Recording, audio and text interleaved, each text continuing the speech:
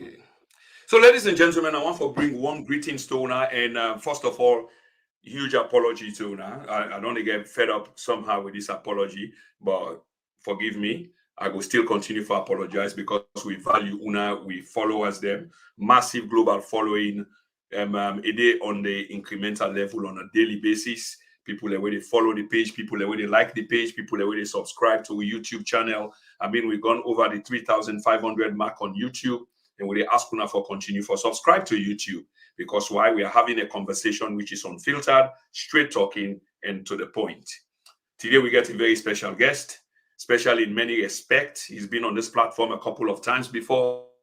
I say that he's a friend of the platform, and he's been a government minister. We will come to that. We will come to that shortly. But there's so much happening. And today, when at the 7th of November 2022, me now, host and presenter Prince Emil Kumareka with a very important interview.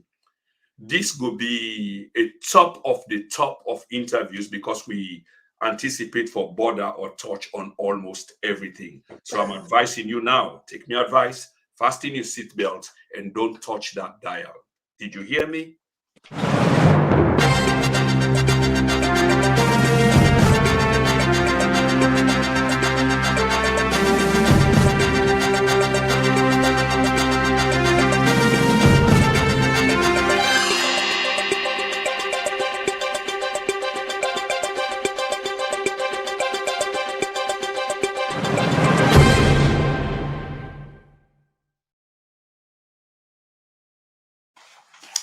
Right, Famula, like I said earlier on, this is not the TNN TV media empire where they make news, where they make the news, where they talk news, where they make the rounds in a news channel, and very, very up and coming platform, but growing, and they build the confidence in the people.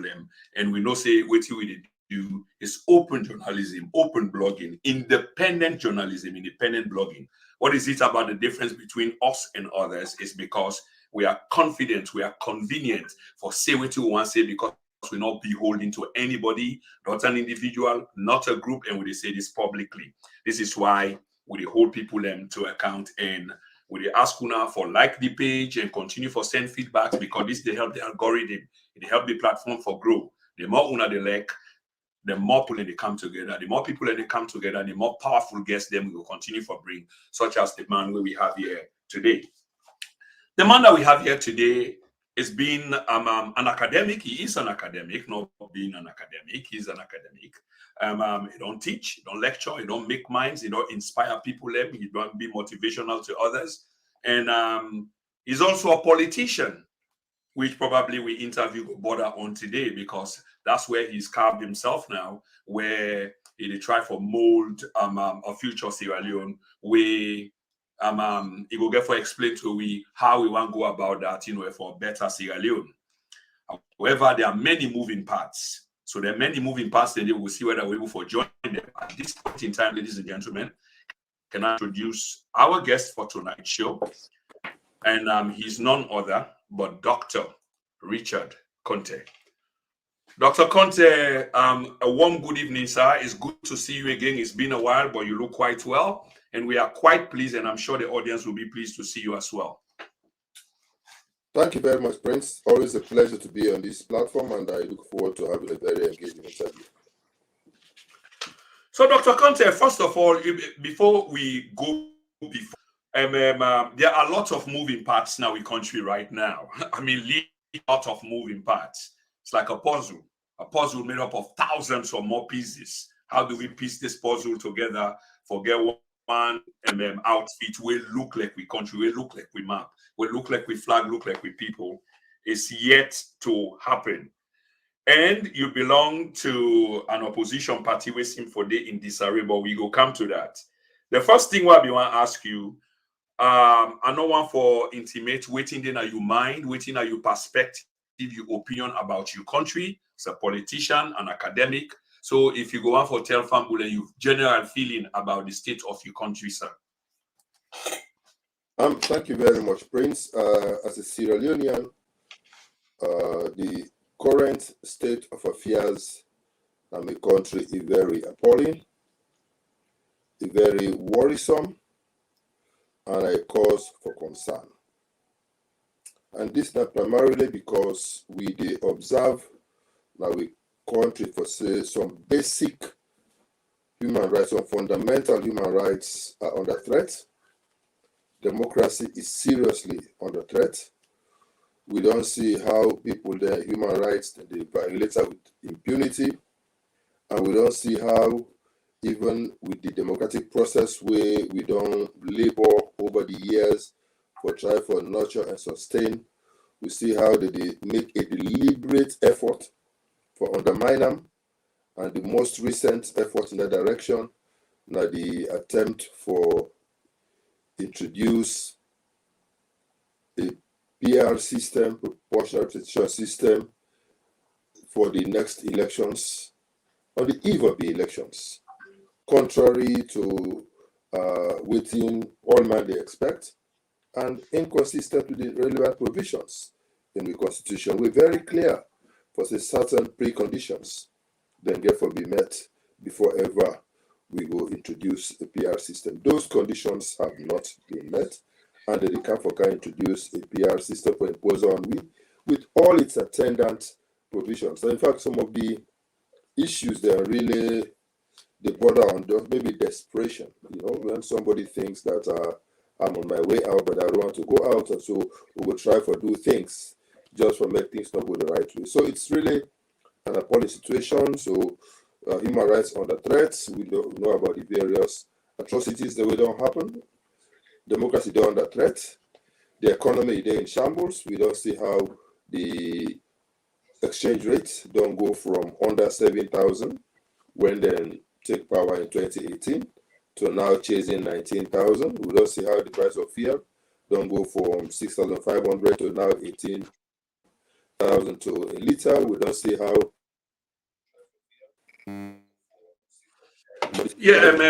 skyrockets. Dr. Konteh, many thanks for that. Exactly. There seem you go continue with this. The reason why I bought in because you're saying something really where people they want for Yeri. Not most likely, but you're saying what you think is the situation as per the question asked. And the reason why I bought in is because your audio seem forget problem. It's not like we know they hear you, but it seem forget that creepy sound behind them. I don't know why. I don't know whether I want to go try for sort that out. Where I pull you for 1 minute, let una see whether I want to able sort them out. It's about the audio. The video is good because I want to let people hear you loud and clear, and the audio visual should be good. So continue from Musa you be left, and if we get the same problem, I go get for pull you for 30 seconds, sir, and see whether I'm able to adjust them, just so we can get a quality recording. So you were saying, sir? Yeah, I say we get the situation that we got to, we're appalling. I said the human rights situation is very, very bad with a lot of killings which don't take place over the years. With democracy there under threat, and the latest threat to we democracy in our country, this recent attempt for introduce a PR system where they in breach of the relevant provisions in the constitution. I tell you about the economy where they in very dire straits with the exchange rate where just they go up. We in 2018 the dollar to the leon was about 7,000 leons to the dollar. Now it's chasing 19,000 and rising. The cost of fuel don't go from 6,500 to a liter. Now it's over it's 18,000 for 20,000 even for a liter of fuel and rising.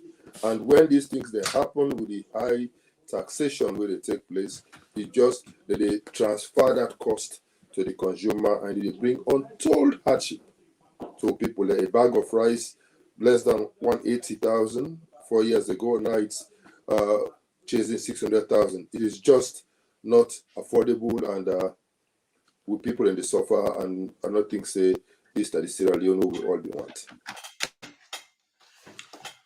Okay. Many thanks for that, Dr. Konteh.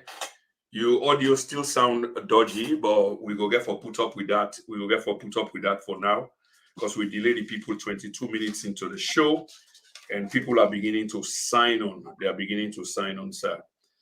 Dr. Konteh, even though you are a public figure, a lot of people still not know exactly who you are or what you stand for. You know what I mean? And the fact that you are a politician, an aspiring one for some higher position we will talk about during this interview. I wonder whether you go take, a minute or two for just tell people some critical aspect of who actually you are.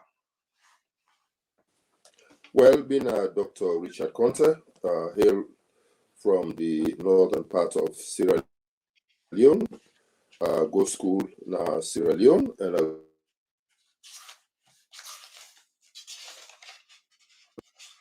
university in Germany, university in Ghana. I don't teach, I don't lecture. All right, Dr. Konteh, society, and now. Doc, what I go advise you go need for abandon. You hold on, sir. Hold on. Doc, what I go advise you go need for abandon this one way that they use, and then revert back to the previous way we've been use, way we've been say probably calls or whatever will come in. So yeah, just come off this one, go back to the link and use your other gadgets, the one we will be begin with. Is that you mute? So I know where you, but you need for come out, because this system they play up, and this is a very serious interview. Yeah. So I'm just going to remove you now. When you get the other link, tap into RAM, then I go admit you. So Fambulem, we are talking to none other but Dr. Richard Konteh, but of course we are experiencing we experience some technical problems from inside. I'm not saying they get me loud and clear.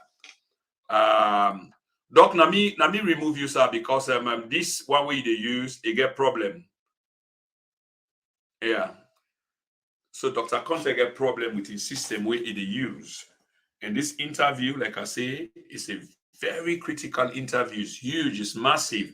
It get repercussions going forward. Okay, I think Doc is ready. Okay, Doc. This is all right, because I know say the audio will be clear. So you've been just the talk about yourself, sir, and if you just continue from there. Yeah, and may I start as a teacher, a lecturer, civil society activist, and a politician, and also now I'm a businessman, na Sierra Leone, and a politician. I don't work in different fields in government, from finance to trade to state house. So I get a fair idea about the workings of government. I don't help for contribute to building the private sector in Sierra Leone, and I don't be myself an employer, helping people, supporting people in the activities. And now I offer myself as a servant for serve the country, for see how I can work with others for help bring about the much desired positive change in this country. Many thanks for that, sir.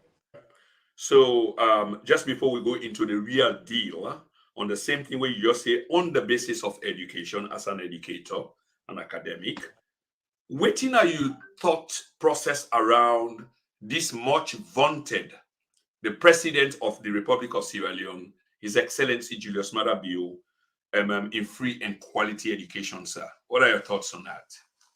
No, I think the current educational system as alone is neither free nor of a good quality. So I not see anything where therefore brag about a free quality education program. If anything, we for lament the current educational system where they take place. Yes, it's true that they've been tell we say now free education, nobody not get for pay again for go school, but wait till we find out that our people are paying even more. Yes, it is true that the teacher-pupil ratio don't increase significantly, but then the expectation now being that the government will push for make that happen, suppose for them provide additional classrooms for make people them were able reduce the people ratio and the number of people inside one class, and as such also help for ensure say we no compromise the quality of teaching learning process where they go on at the classrooms. We not see any significant change in the curriculum for make the curriculum of our country more relevant to we needs. We not see they recruit teachers, they say they give them pin codes, but we they observe say they not they pay them. They are going without salaries for years, and even the teachers then they ask for a salary increase, they know they get them.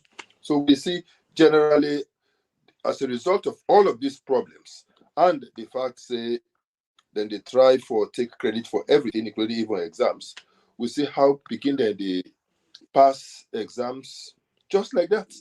Even the most stupid of picking them they pass exams, and we see people that they even give them results for subjects where they not even take in the exams just because somebody wants to give a report to say the educational system is improving because grades are improving. And now they see say now they want to say beginning when they say they don't pass to us, now they forgot take entrance exam. But waiting.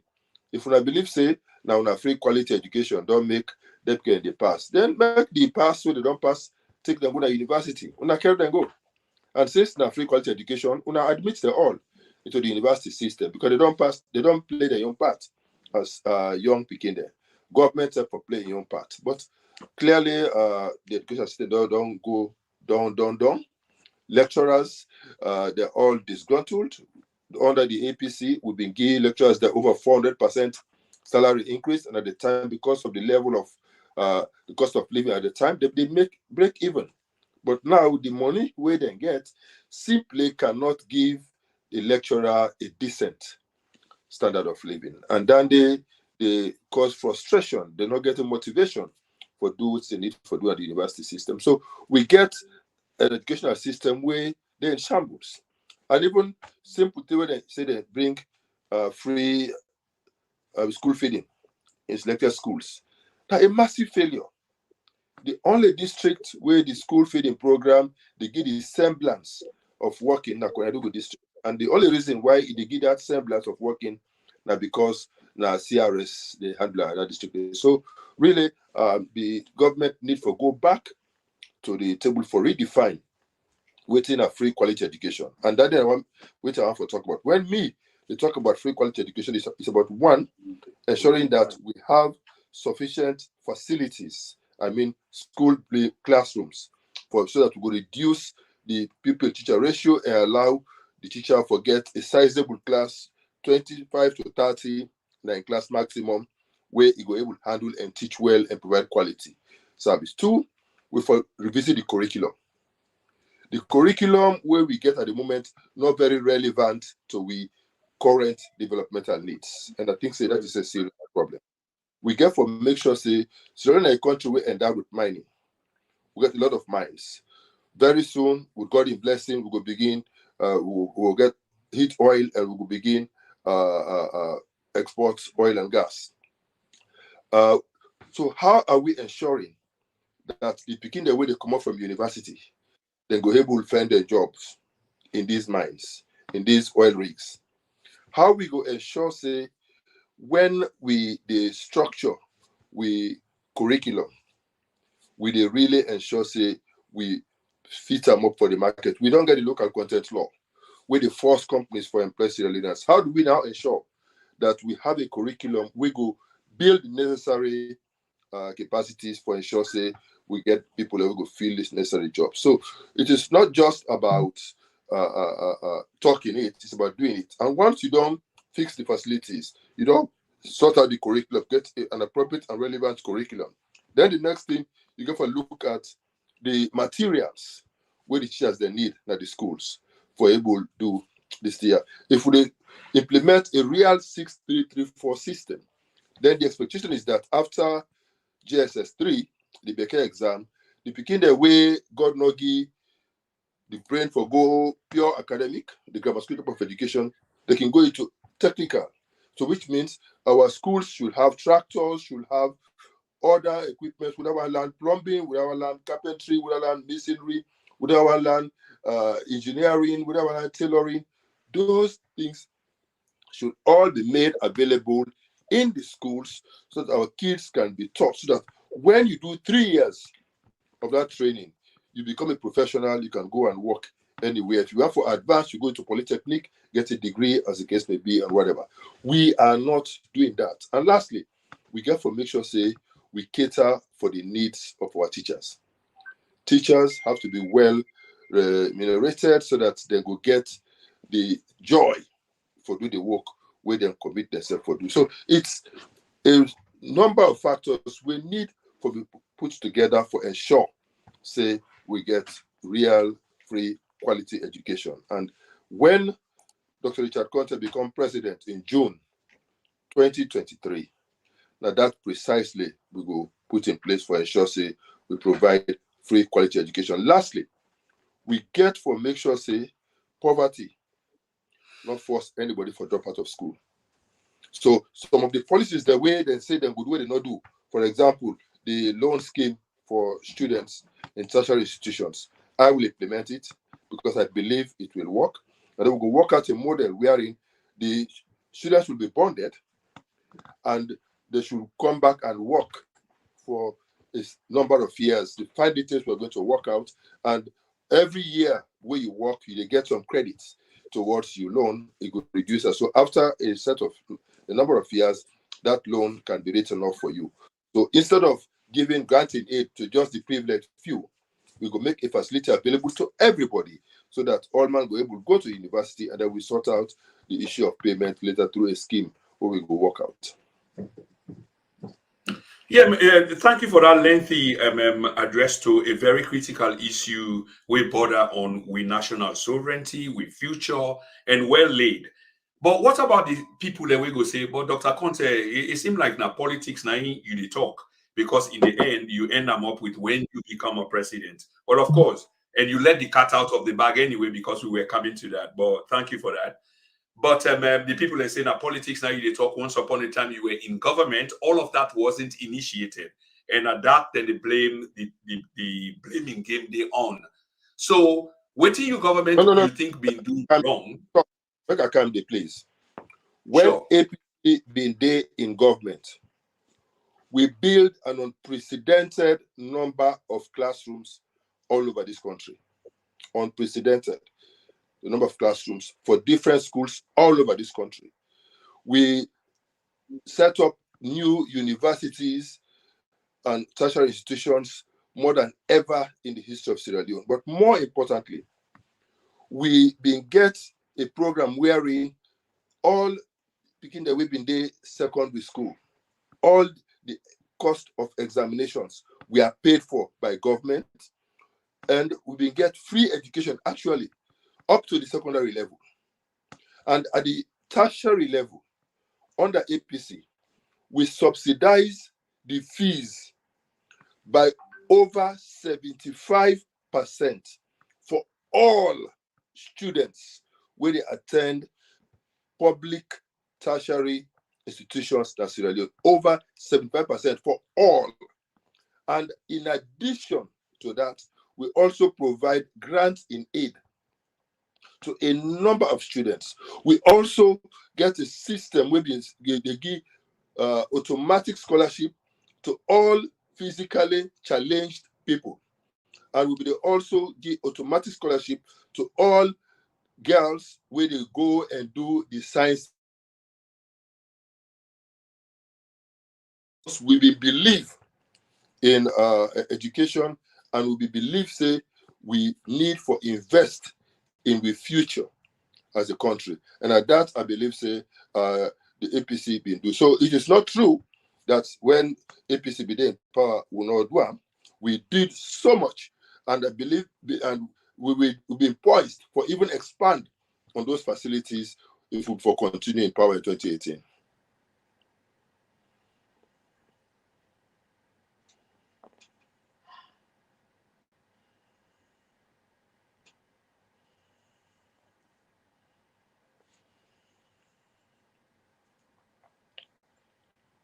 Again, thank you for that confirmation, Dr. Konteh. The system still seems to be a little bit temperamental, but people are getting you live and clear. So I thank you for the confirmation today.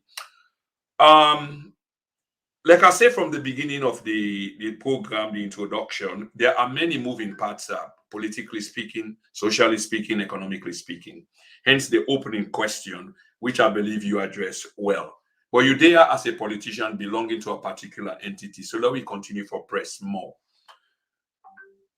You say a lot of things that are wrong with our country today, but we're not going to say all of it belong to the current administration.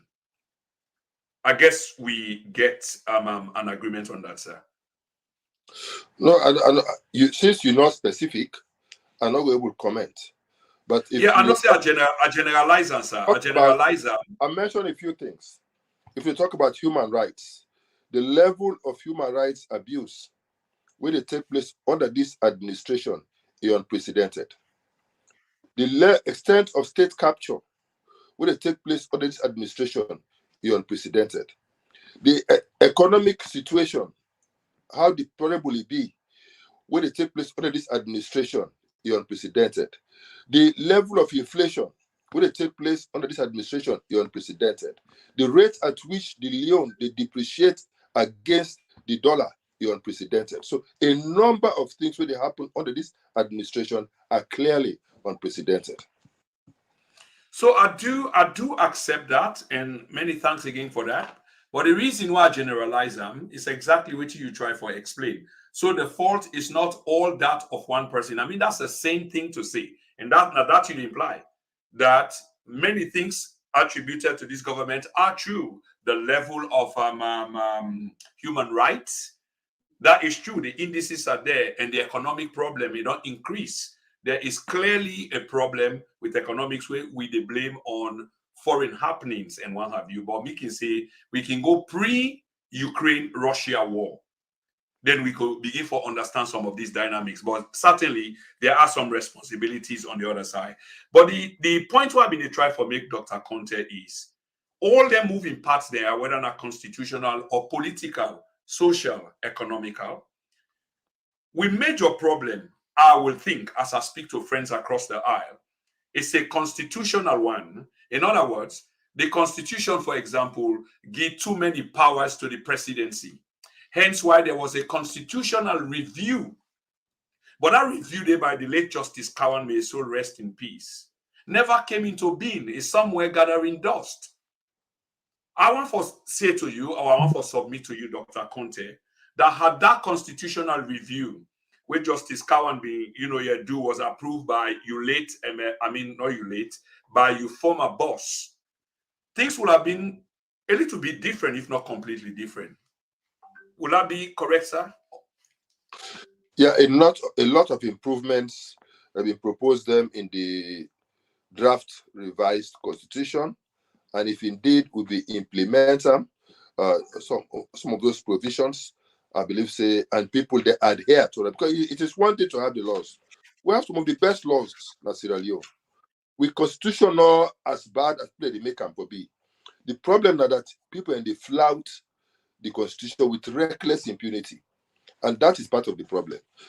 If only people they respect the laws we get in Sierra Leone and they implement them to the letter without fear or favor in an unbiased manner, Sierra Leone would be a lovely place for living.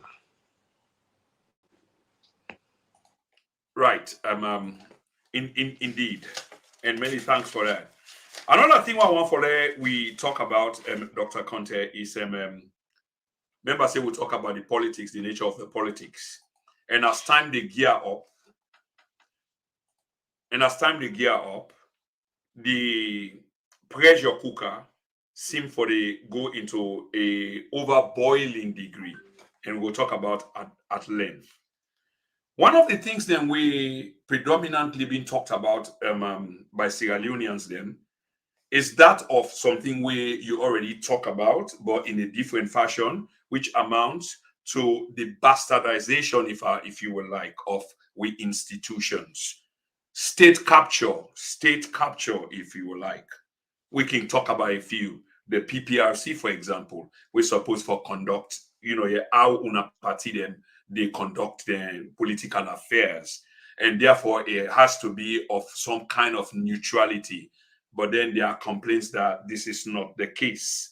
And we can go into the history. We see what happened recently with the comments of the PPRC chair, Mr. Abdullah Masiande Bangura. Compromise or conflicted, we can ask. We look at the judiciary, for example, and George Fisher, where we go talk about at length, because he managed to dismantle the structure of your party. I don't know whether it did to your advantage or not. We will also talk about that. But what are your general views, sir, about state capture and the bastardization a column of we institutions? I think say now a very bad precedent will be set for this country. There is a basic thing in governance what they call separation of powers. We have the three arms of government, and those arms of government supposed to operate with some relative independence of each other, even though they therefore collaborate, so that they can complement each other for ensure that the governance architecture function properly. That is not happening, and it's really unfortunate. And evidence to that, now a number of things where they happen in a very improper way in Parliament, starting from the way in which they impose a speaker from a minority party in Parliament at the time, to how they remove 10 APC MPs from Parliament just so that they will give the SLPP an artificial majority in Parliament and use that for actualize the dastardly plans we then get against the people of Sierra Leone. We don't see how the slow pace at which justice is being dispensed, including some very questionable decisions of the justice system, especially I can single out, for example, the case of the MPs, where the Constitution and the Elections Act, they're very clear in terms of what happens when there is a petition, and when the petition is upheld. It's clear to everybody, say, even if now through a flawed process, they decide for uphold a petition against a member of parliament, the Constitution say, therefore, call another election for fill that vacancy. It is not in any provision in the Constitution for say, therefore swear in the post vacant second. But we don't see all of those things happening, and developments like this, they suggest, say, the judiciary way supposed to be an arm of government where all man they go to for secret redress. Maybe to some extent, some people there are a bit compromised, And we see, for example, even the police, how did they dispense justice, and the police supposed to be the people who they run to when we feel threatened. They're not for be the people who they run away from when we see they come. They for be there for dispense, for enforce the law without fear or favor, in an indiscreet, in a very neutral and unbiased manner. That regrettably is not happening, And because these institutions, they're not a function, because people do not get any voice any longer, and because the situation very miserable for the average Sierra Leonean, this they create a fertile ground for all types of unfortunate things to happen. And I believe say that is very worrisome for me. It should be worrisome for the country. And I dare to say this again, Dr. Konteh, that all of this is not new. Probably it is on an incremental level never seen before, because there are equal accusations from the other side saying you did bastardize to some level the Constitution, you did capture some of the state institutions, and probably at a more lower level than the outright bastardization that we are seeing now. Dr. Konteh, the ECSL, we're supposed to help person like you into realizing probably a lifelong ambition of becoming head of state for the country. A modeling scandal as per waiting with a see with documentary evidence. Going back to the way again, of course, how the head was selected, not recognizing the parliamentary process and the process throughout consultation and you're telling somebody now two different things. And most times we see this they happen in a parliament. But going back to ECSL and of late, conducting this voter registration while they're embroiled in a scandal of some significant proportion, $10 million, the people and money where they're supposed to use for do an election, a voter registration process. A day up, in question, yet nobody is paying attention. I wonder what you view on that side again as well, sir. What did you take from there, this 10 million scandal, and how they conduct themselves as a whole? I know do an independent investigation of the procurement process where they adopt. So I'm not going to be able to talk authoritatively on the veracity of the claims or otherwise for or against the ECSL. However, what I find very interesting now the press release from the ECSL on that matter, and the way in which they also present this whole process to we at the level of the political parties liaison committee meeting when we been discuss the issue. They simply dismiss the matter by saying, now lie they lie, will not get any $10 million from the EU. Then things here where they say we buy, now government pay, now government money. So it's wrong for say the money now from the EU. That was the defense of the Electoral Commission, as if to suggest that if the money is from government, then you don't need to follow procurement procedures. Then you can do anything. No, the standards will be different.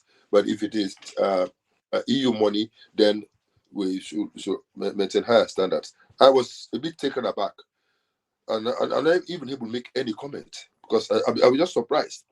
Maybe they expect an explanation of the procurement process, where they go and how that go through and how that process is above board, and therefore lend credence to the fact that they're a credible institution. Unfortunately, they deviate from that, rather focus on the origin of the money, which for me is immaterial. Once the money they don't give to government or a government institution, that money becomes money will belong to we as Sierra Leoneans, and anybody where they put in a position for utilize those funds, suppose for do them in a credible manner, above board, and consistent with relevant provisions and with relevant instruments. And Dr. Konteh, having said that, sir, but things a man of your stature and waiting you they aspire for, you definitely get people that they look up to you for inspiration and motivation, and especially during this kind of political climate. So yes, for quote you again, you were taken aback when you were, but what did you do? People go, they ask that question. What did you do as a politician, as a man with a voice, a bully pulpit, if you like? What did you do, sir? Other than taking aback and then you just consider the thought and say, well, that is it. Was it all?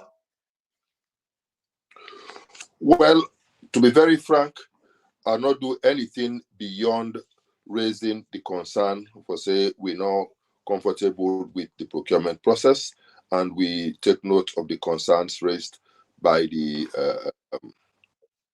Africanist press and with the evidence with the Africanist press they present.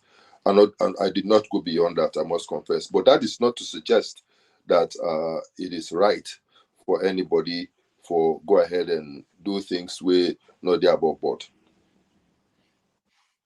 I love that one, sir. But again, this takes us to the next point because again, when we know all people are accountable, we go serve as a deterrent because even though you don't occupy the high chair that you once occupied, but you're still a voice, here for reckon with. So if you're not talking inside something, the people who are committing allegedly, whether one call them crime or misdemeanor or whatever way, they become emboldened. This is a fact. So then we now move into the voter registration process, and this is interlinked with the money. So if the money was not managed well, that means that process in itself is compromised, and it become the whole thing become a compromise situation, and hence what we see. So I wonder what again now your general view as you speak to the Sierra Leonean people and the world at large on this entire Well, voter process now. when it comes to the voter registration process, I certainly make my voice heard. And now within the context of the voter registration process, now at a press conference where we be holding a Freetown as members of the consortium of progressive political parties, where I be make a statement where I make reference to the allegedly flawed procurement process, and say maybe now that flawed process make we get equipments we malfunction during the registration process. And part of initial challenges where will be faced then the process to register people for elections we get for do with the flawed process, flawed equipments. The machines them not be they function properly. The solar power generators that would say they bring them not function properly and cause undue delays. And of course, the human element back inside where we been they observe, say, especially in the western area and some parts that did not, there was a deliberate effort for suppress the registration, especially first and second time voters, where we find for be very unfortunate. And I even make a statement on that where I've been get for voice out for say mere expectation now being that if the free quality education now been the flagship project of the government and the people away for be first time voters now the one the way supposed to, for them benefit directly from that project, mere expectation therefore before be that the government before go all out for make sure the one the way don't benefit from the free quality education, make them be the one the way then go allow easy access to registration, so that when we come on the 24th of June 2023, then people who don't benefit from the program will then pay the government back for the good work where they don't go. But if we see the opposite of that, maybe it would suggest, say, they're not convinced about the free quality education and not believe, say, it don't impact the youths then positively. And maybe they feel, say, the youths then far more aware now of the adverse situation where they're in, especially where they say then are the one then we don't privileged for live through 10 years of APC and almost 5 years of SLPP. So maybe they were born at the age of 3 when APC came into power, and now they are 18, 15 years later. So they lived through APC, and now they have lived through SLPP, and so they're in a very good position for compare APC and SLPP and take a decision. And I believe say the choice is very clear, very easy for make, because there's a stark difference between the APC administration and the SLPP administration. And I believe say come 2024, 2023, June 24, the people of this country will give their verdict. Then go mark the paper of the SLPP and they will give them their report card. That's a lot of confidence there. We go count to that. And Fambule, like I say earlier on, today na the 7th of November 2022. This is not the TNN TV Media Empire. And my name is Prince Emil Koma. We are talking to Dr. Richard Konteh, a former minister, an academic, an educator, and potentially an aspiring candidate for the APC flag bearership. And there's a lot more to come. And like I say again, please do not touch that dial, because if you do, you get for miss a lot. This is not the TNN TV Media Empire. Then we take our first break.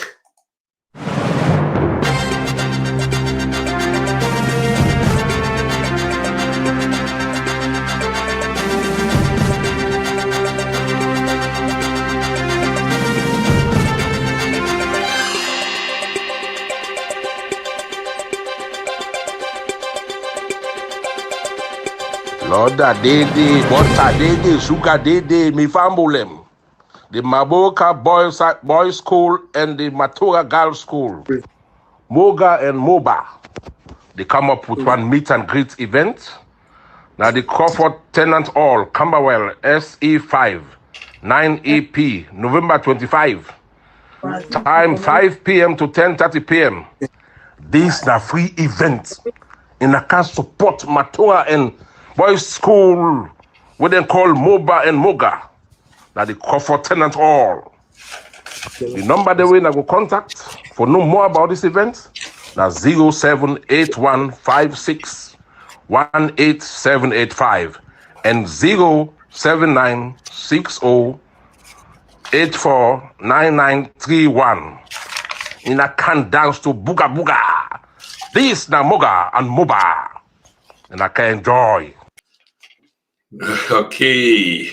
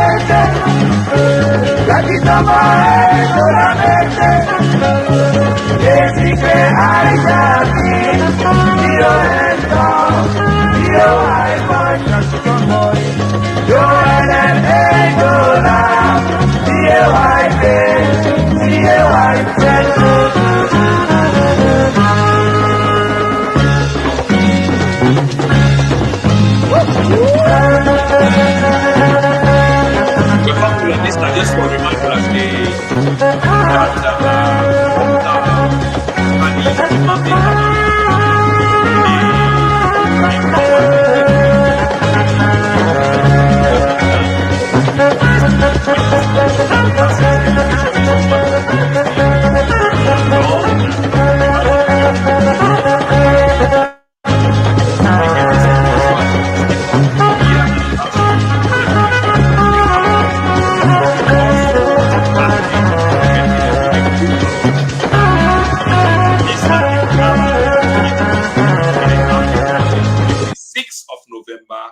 not forget on the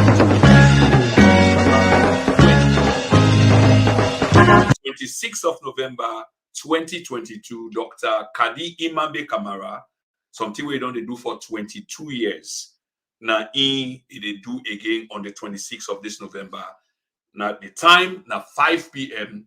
to 12 a.m. 5 p.m. to 12 a.m. You go one for no usai. As usual, this woman, the whole event them. Now, very prestigious centers. And in this case, now the Raphael Hotel. The Raphael Hotel within a 34 Lombard Road. The postcode now SW11 3RF. Ticket now 50 pound no more. 50 pound. Mr. Self don't go invent them before. I know what he invents them mean. Very special. You're there in the company of good people. Very good people, distinguished guests. The food left under. Not eat before you go there because trust me, she get very well good chef then when they prepare in food them and at the hotel itself they cater to that. So remember when I get tickets now 50 pound no more. If you want contact people for this particular event, now for call this number them 0729 689 3992. I repeat, 072968939992. Or you can also call 074-938-53 47687. One more time, 074-938-47687. Una not forget, this is not Dr. Imambe Kadi Kamara. We don't help with disabled picking and a free tongue. They get this heavy disabled business where they don't help with people them na free tongue. I'm a witness to it. I'm a testament to it. I don't see them. I don't go free tongue. I don't see in handwork them. So they get this in special dinner and dance. It's a gala dinner combined with in birthday and a book launch. You can't afford to miss this. 26 November, mark and down na your diary. Thank you.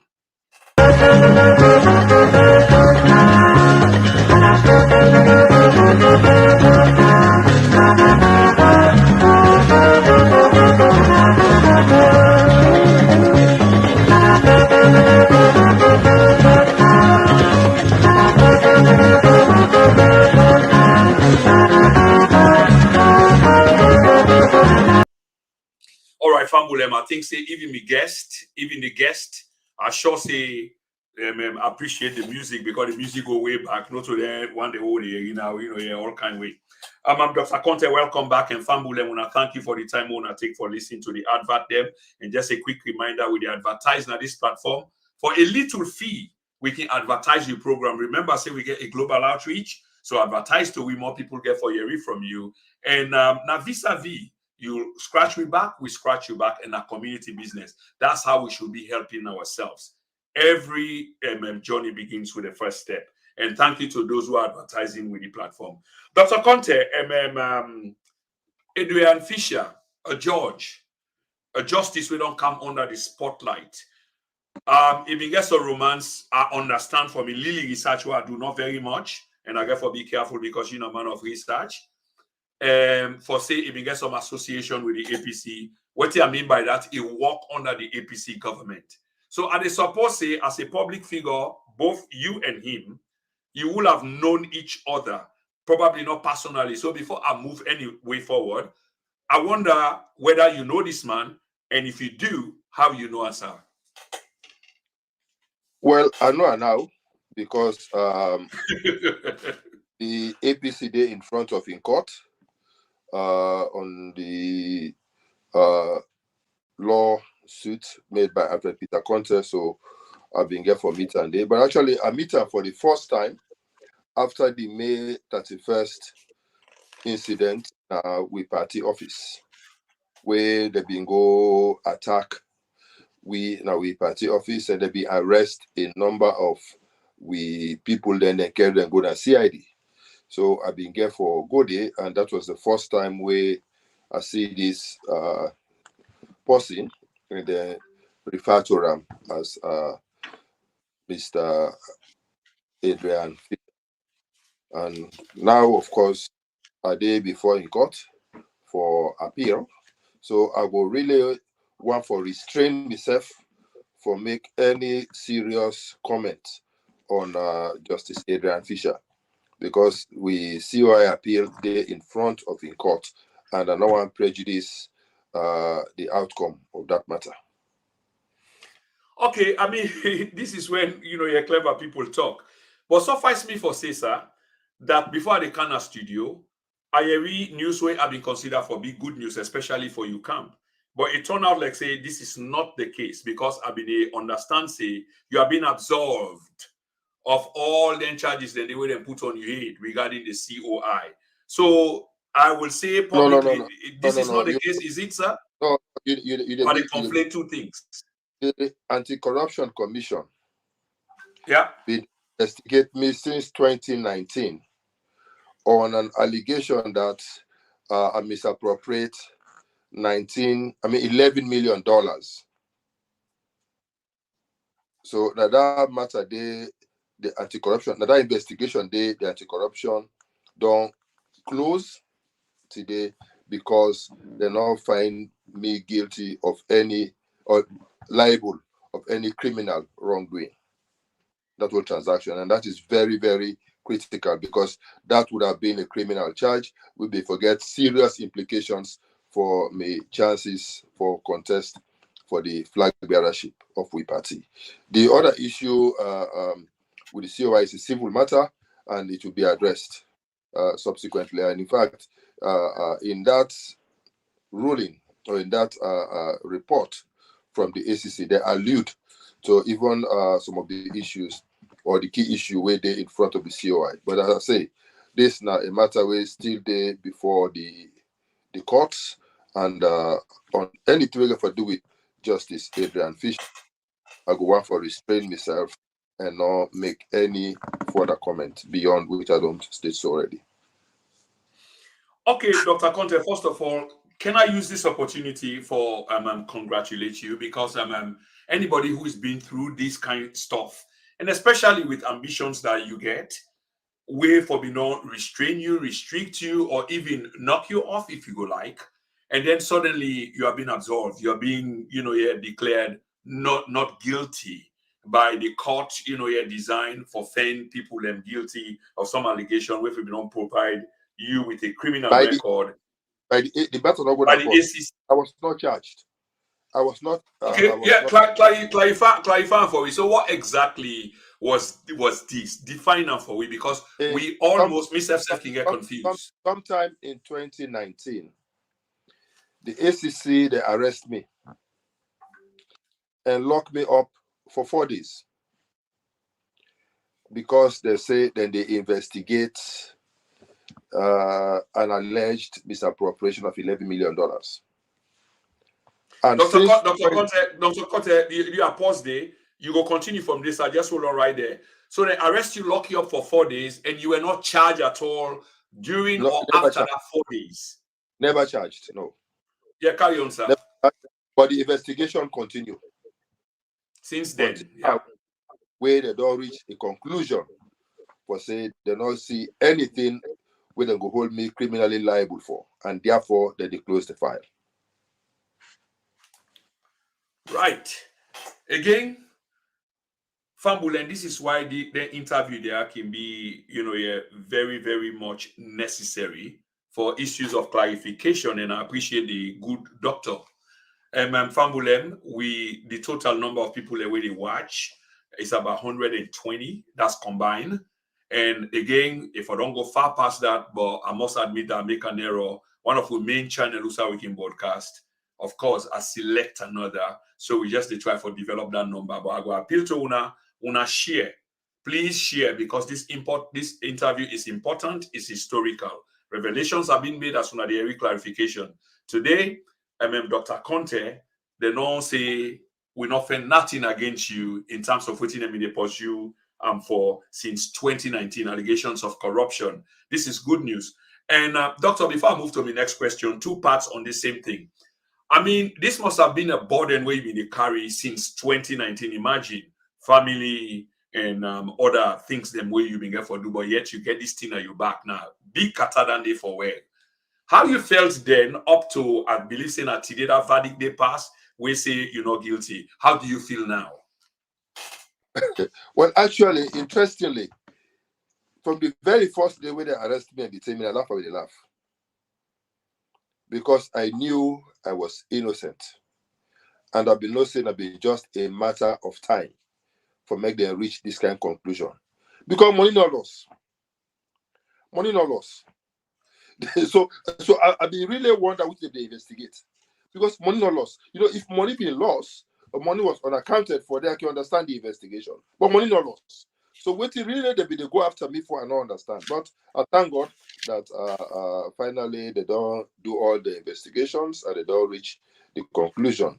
For say that they cannot hold me criminally liable, and therefore they close the file. I want to appreciate them and tell God thank you for the intervention. Many thanks again for that, Dr. Konteh. But just for bring this to you, sir, of course, you can decide not for answer or not, because you don't make them clear, say, issues pertaining to Judge Fisher, because you did before in court. And the rules is say, for let you not indict yourself, and what you go don't agree on. So therefore, you go restrain yourself from speaking on certain matters. But some part of this interview, in fact, a huge part of this interview, it gets something for do with Judge Fisher. But of course, you have the right to say yes or no, talk on them or whatever. That will be respected. And the reason why I say so, sir, because George Fisher, in terms of your party business, he did right now the center. This is a judge will dismantle the party in structure and then mandate a 21-man committee waiting for they at loggerheads at each other's throat between a 9-man and a 12-man. Where they fed, themselves. I will use that word there because we've seen this in public display, sir.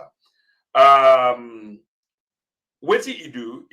Of course, we all know this, but just they repeat. He charged the ITGC, which he create in effect, for take the responsibility of handling the political affair of or the structures of the All People's Congress, a huge party, if not the biggest in the country. But unfortunately, this is the case. It is also true that George Fisher seemed to be a man designed or in a political cases, now in cut the handle. We can look at the Herbert George Williams, a former mayor. We can look at APC activists or comrades, Darami. Emmanuel appeared on this platform a few times. Mr. Herbert Williams himself, former mayor Herbert Williams himself, has appeared here. And the high-profile case of one of you ministerial colleague at the time, retired Major Paulo Konteh, Bangura, is he? Paulo Konteh, rather, in front of in court. So you see, George Fisher in footprint, the carbon footprint, they're all over the political landscape of the All People's Congress.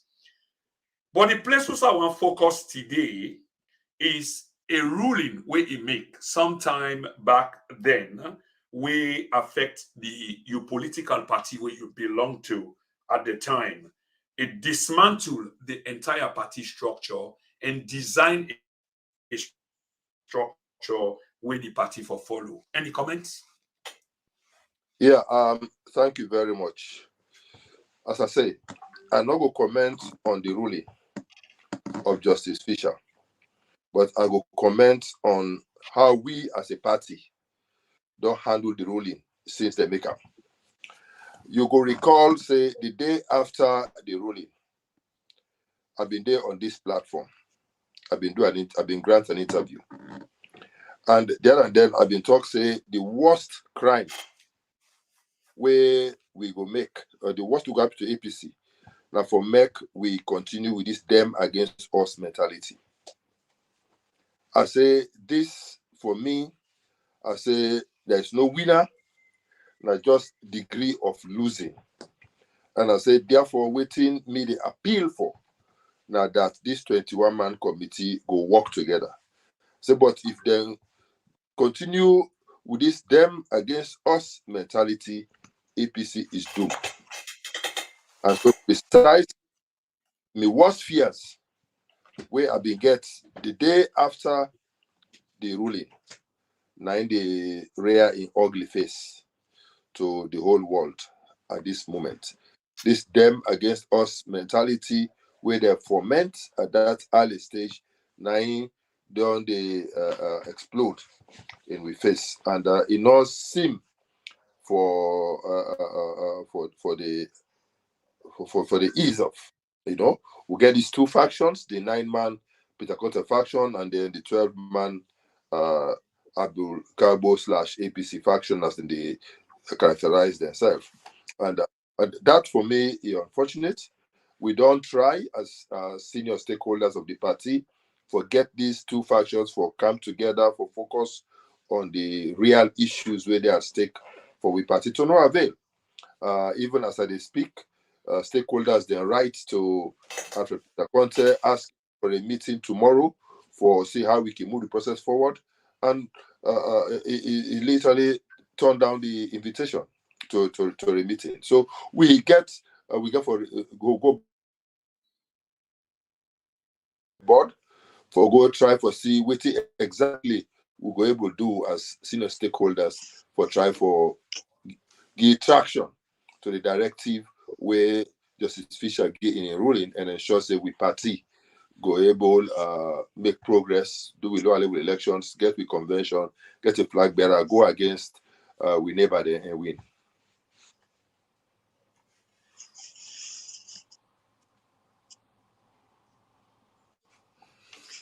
Okay, Dr. Konteh, just for continue on that, in the first place, some people say that you are part of the problem, not part of the solution.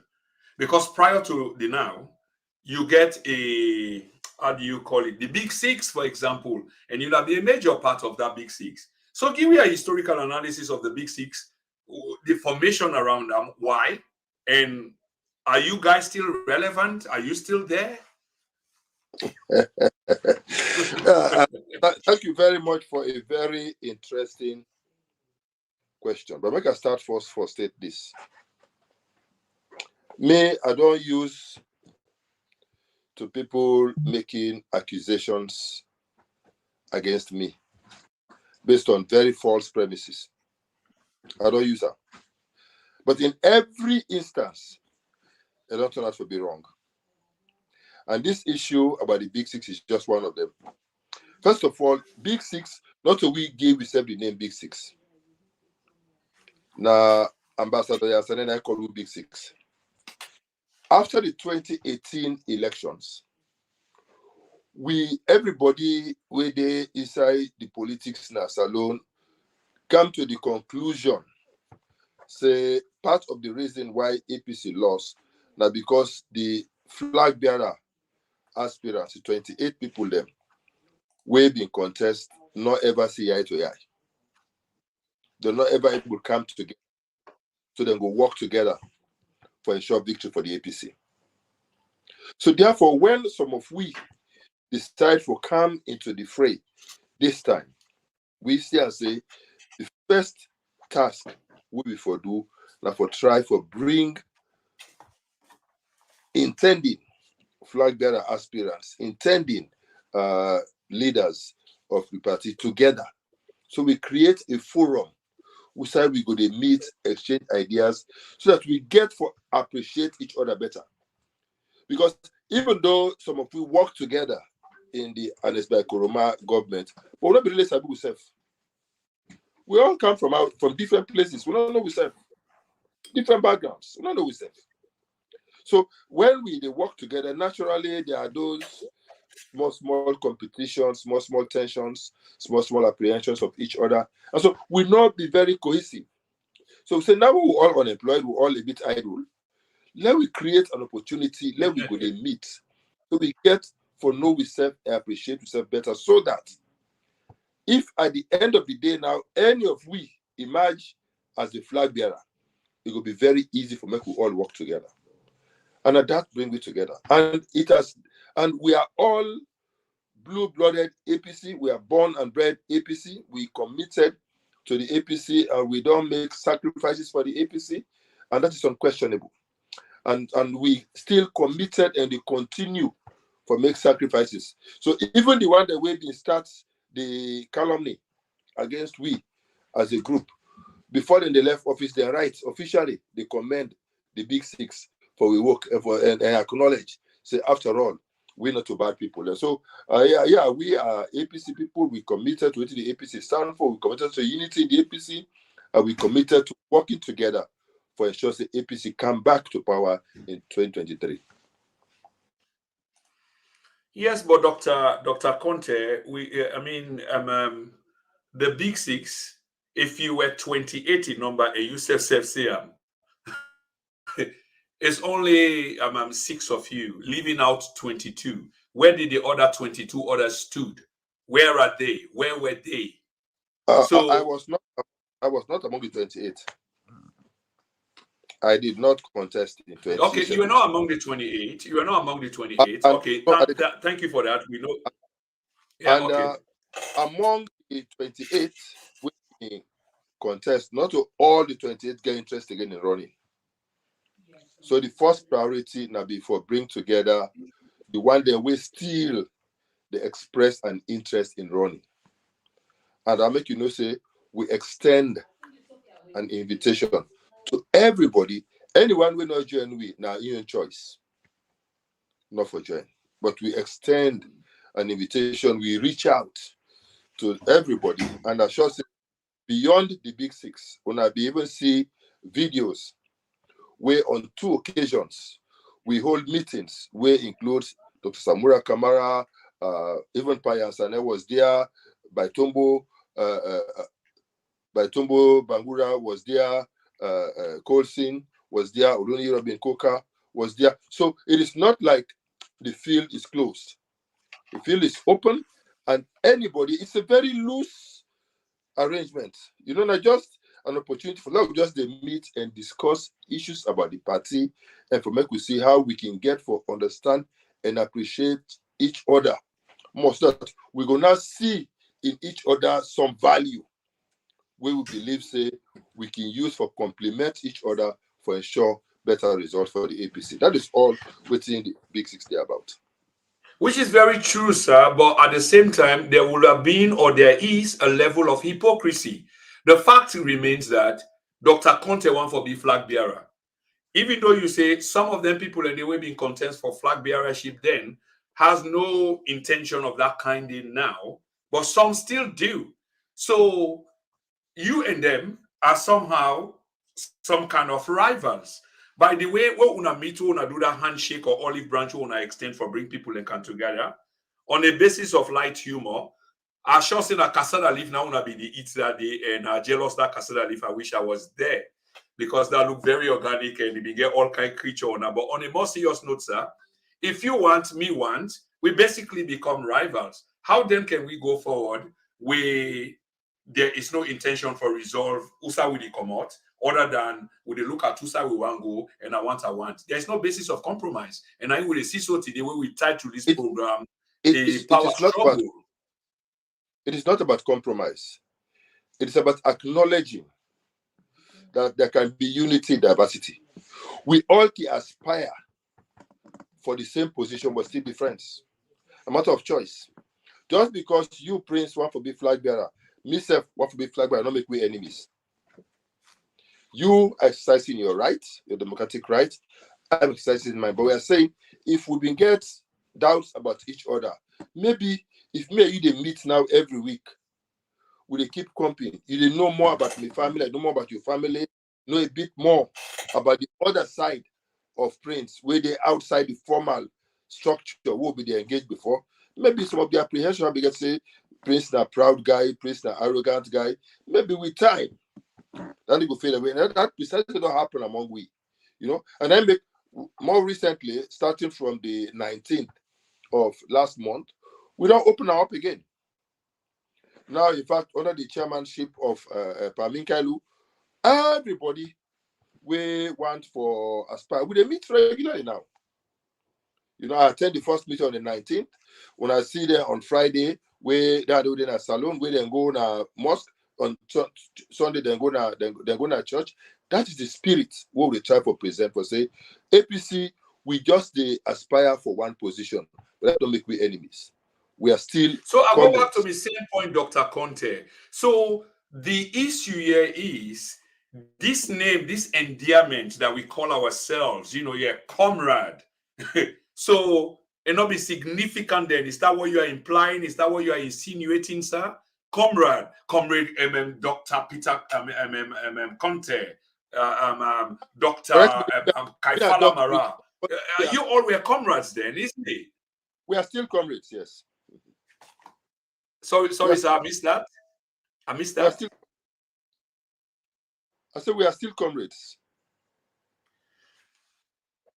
Yeah, but then look at the context in which the description which you just present just now. It's now that you guys are coming together. Of course, there was a difference. We prompt enough for come together. But that division, after you guys should have been comrades, or you are comrades, it sounds like a dysfunction, both in the then and the now. And the fact is there's a common denominator some people still want, and therefore they look at others like rivals.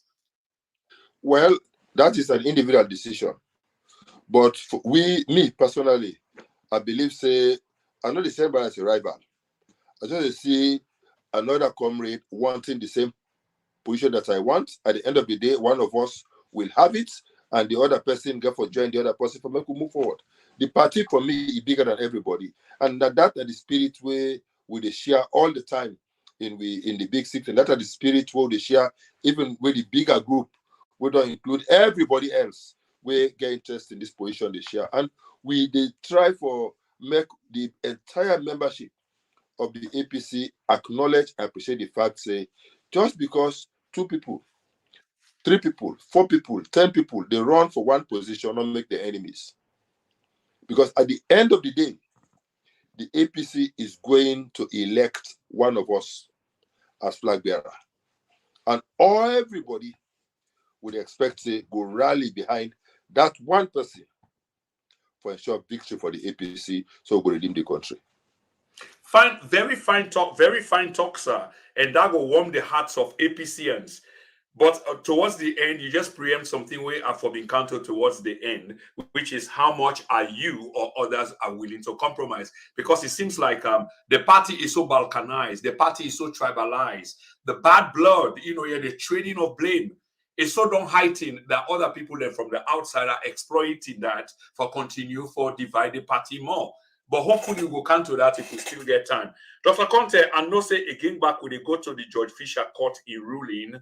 Of course, there are restrictions there with what you can say and what you cannot say. But again, the caretaker committee and largely dysfunctional. The word dysfunctional is critically used here. Will you agree, sir? They get acute challenges in terms of their ability to work together, yes. Okay, I love that. But we can still use that acute challenges as being dysfunctional and then they see with each other. For example, when I invite the chairperson and the chairperson say, I know they come. And we invite the entire ITGC for come meet with some senior stakeholders of the party tomorrow, then turn and down. Yeah, because first of all, I mean, conflict solution, doc. We already know what their problems are. So probably if we don't deal with them individually first, for make sure, say, before we make that pronouncement, they're out there to the general public.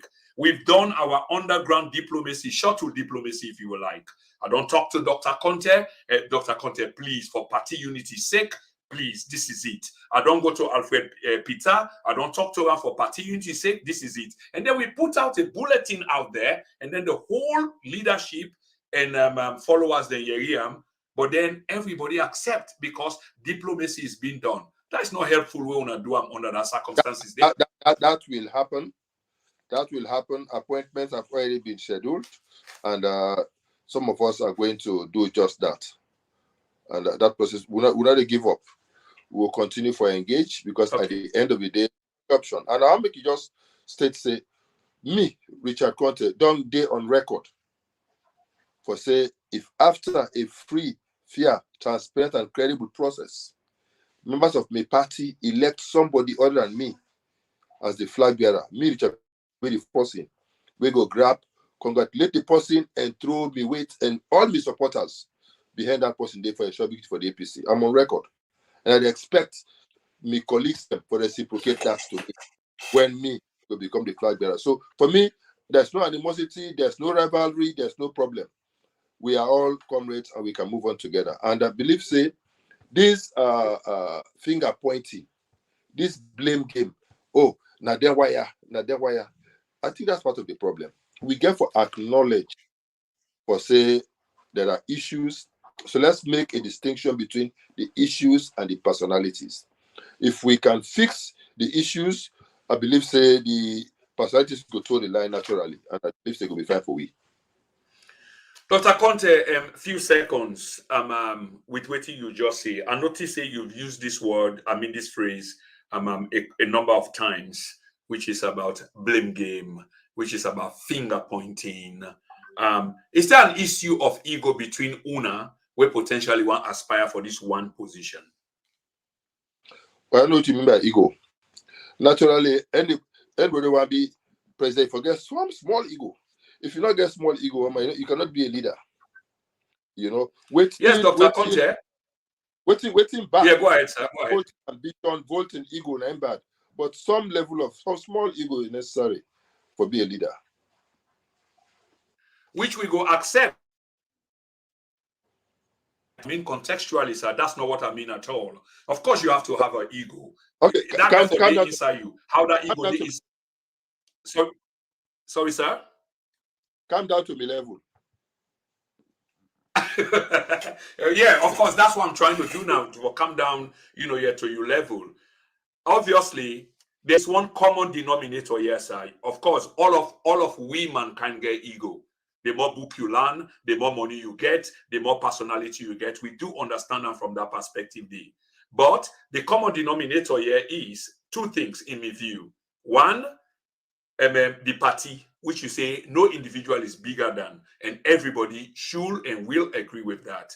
The second part is there is something standing in this middle where all the people in the periphery want. How do we get it? And there comes the politics, which you understand more than I do. So now that's how they say about the ego, because we know say that they can play out.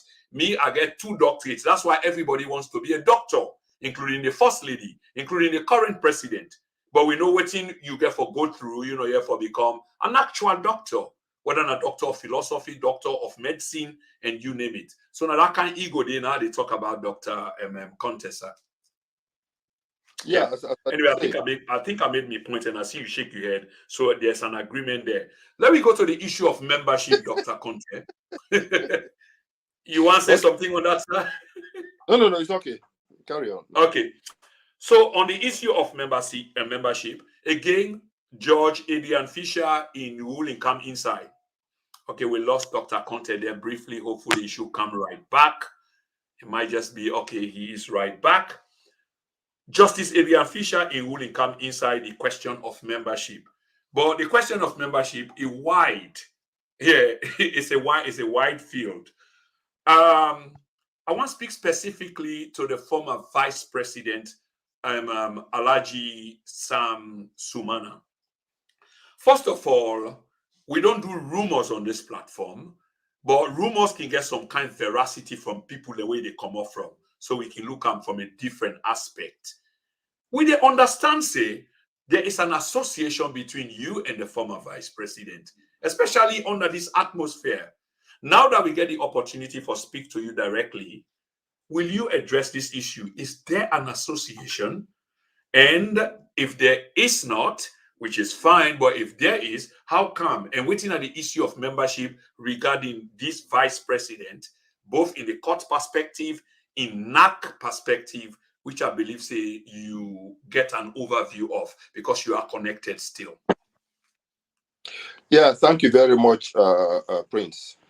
I wish you would be a bit more direct with your questioning. Then maybe I'll be for don't give you the answer where you want. But since okay, last week now, Dr. Konteh, pause right there. Thank you very much, sir, for putting it that way. Now, sometimes now the issue of time and now they deal with a particular subject matter, in this case, the vice president and membership. So I can compound the question, I can quadruple and sometimes, but I don't think it's fair for some, guess. And I'm not intending you, sir.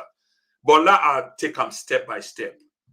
There have been rumors there out there that there is an association between you and the former vice president.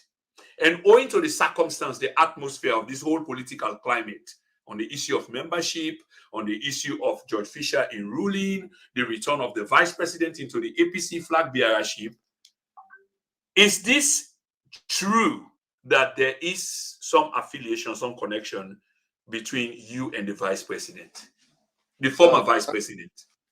Thank you very much. One thing where I want to make the whole world know is that me are a unifier. And as a unifier, I talk to everybody. I talk to every flag bearer aspirant. I talk to everybody where remotely related to the APC or otherwise. And I even talk to people who are not to APC. Because I believe, say, it will take a united APC for giving victory.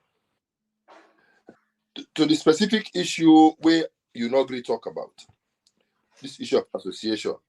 Not that you want to ask. Me don't hear a rumor where they say Richard Konteh don't reach an understanding with Sam Sumana for say he could be running mates to Sam Sumana. We not ever get such a discussion. We not ever think about that as an option. and I not even know which side people then they concoct such a thought. I know say Sam Sumana they don't apply for comeback like APC. I know say the NAC they don't accept application, and I know say the matter they up for the next NDC for deliberate upon now. Sam Sumana na a personal friend of mine from the days where we serve in the Ernest by Koroma government, and to this day will not get any palaver, will not get any difference, and I don't see any reason why I for sever relations with her. So I will maintain a very healthy relationship with Sam Sumana and everybody else where we all be served inside the past government. On the specific issue of membership inside we party, we constitution very clear on the issue of membership, and I go on for rely on the provision of a constitution. Me not for speculate. Me a realist, and I always look for go with facts without speculation. So I rely on the provisions of the constitution, and I rely on the facts where available to me. What will happen tomorrow? We may not get control over, but as far as we know, this is the situation. Thank you for the clarification, sir. But on the basis of realism, you as a realist, una the contest potentially for the same position. You both have made your intentions clear. The difference between you all two is you are inside. He is still struggling for a membership for come back into the party. We'll come back again to the issue of membership with him.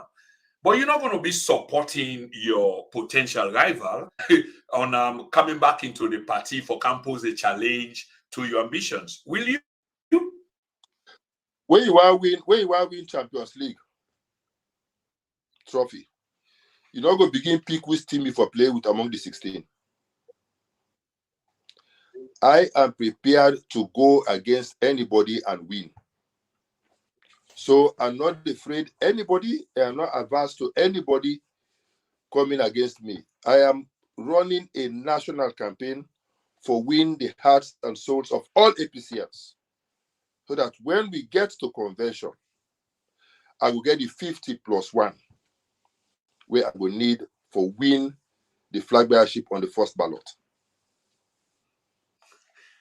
Okay, Dr. Konteh, make I ask you this, sir. Obviously, the former vice president was kicked out of the All People's Congress. That issue today become today. It's a very contentious issue. Scholars yet unborn get for study that issue today. Was a constitutional crisis issue. Let's be honest about that.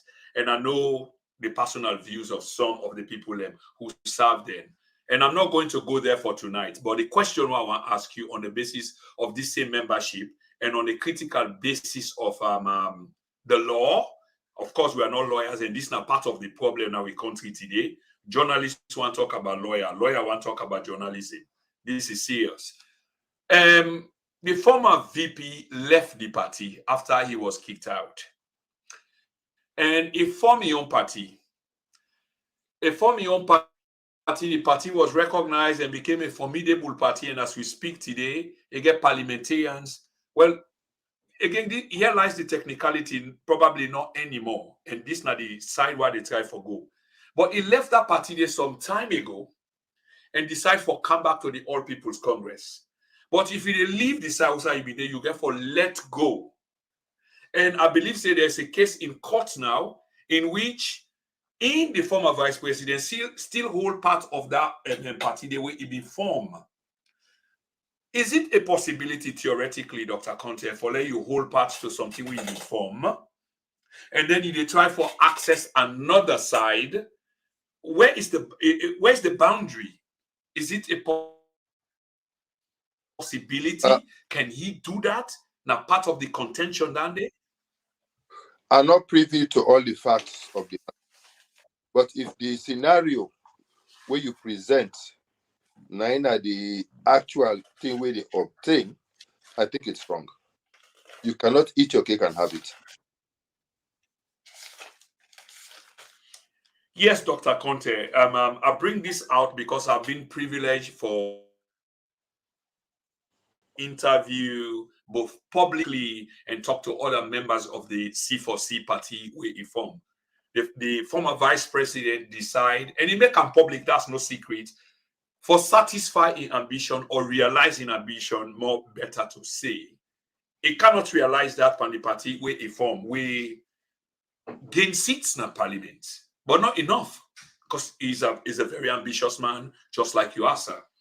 So therefore, he left the party. But when he left the party, he used the party. They used the party according to members, senior members of the hierarchy. And the interview they publicly fumbled, and those of whom we go and ask questions about that, he didn't recite.